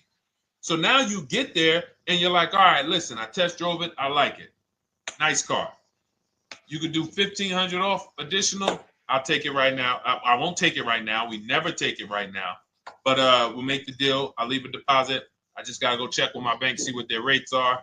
We got a deal. They're going to say one of 3 things. Most likely they're going to say, listen, I'm going to be honest with you, because they don't know who you are. So they're just going to look at you like this guy, unfortunately, or this woman, she doesn't know what she's doing. So let me try to educate her. We actually priced this car to sell. And if you're really using what we're talking about, you're going to see the car hasn't even been there long. Because sometimes you're getting alerts. You pop up, you get the alert, you come there, and you're like, hey, I'm the first one here on this car. Before people even know this car has hit the market, I'm about to take this thing off the market. So they're going to be like, listen, I respect the offer. We priced this car to sell. It's the lowest price car in the market, in which case, you know, they're being honest. You're right. I know it is. But, you know, we price it. It's a fair price. It's a great price, you know, and, you know, we can't get you to see that. Understood. Oh, no problem. I'll take it. And it's going to shock them because you're going to be like, oh, wait, that was a bluff. Yes, it was a bluff. I had to see, because we never accept an offer before we find out if this is your best offer. So I have to ask for $1,500 off. Now, sometimes I say, listen, I'll be honest with you, like they did with me. You know, car hasn't been here long. You know, we got it priced to sell. I'll meet you halfway. You know, and that's what I say. I do $800. No problem. I'll take it. And sometime in rare cases where they just want to move the car, they're like, all right, listen, I'll take it. But that's rare. I'll take the $1,500. We can make the deal. But either way, when you're an educated buyer that knows the market, I'm not driving to a used car dealership or a dealership that has a used car hoping if they give me $1,500 off or another $2,000 off, I'm going to take the car. No, I already know from home, I am taking this car. Unless I get in it and it drives funny or something's off, I've already shopped the market within 100 miles. I've already narrowed it down based on title history, accident history, service record. I've seen the original price of the car. I've verified there's no fake fees. I'm on my way. It's not a smoke thin car. I'm not going there looking for, oh, save me even more. We're already beating everybody. You're talking about come in, save me even more. Uneducated buyer. Okay? This is what causes headaches for you. You leave thinking, oh man, that dealership didn't want to sell a car. No, you didn't know what a great deal was. You just walked away from a great deal because psychologically you said to yourself, if they're not taking off more money, it has to be something wrong. Rather than understanding that's a 20% dealer, they want that car moved in 2 days. They're not going to sit there with $5,000-$7,000 in markup. They're doing volume. They're in the small markup business. Move these cars out of here. All right. Great question. Great question. All of this is in my digital book. Those of you, and you listen, y'all understand. You understand. K Camp, good to see you. Chuck DeGraw, good to see you. Never put anything down on a lease. I don't agree with that. You just need to know the risk. I'll give you an example. On a lease, there's 2 ways to lose your down payment. We shop all our leases with no money down. Here's the key. If you can find a lease, you get your offers, get your bids. If you can get your lease, best offer, no money down, it's in your budget, take the deal, no money down. I've never put more than like $1,200. I think on this truck, we put $1,270 down. That's the most of it, and it includes our first payment. So it included the first lease payment. You pay your lease payment at the beginning of the month. But here's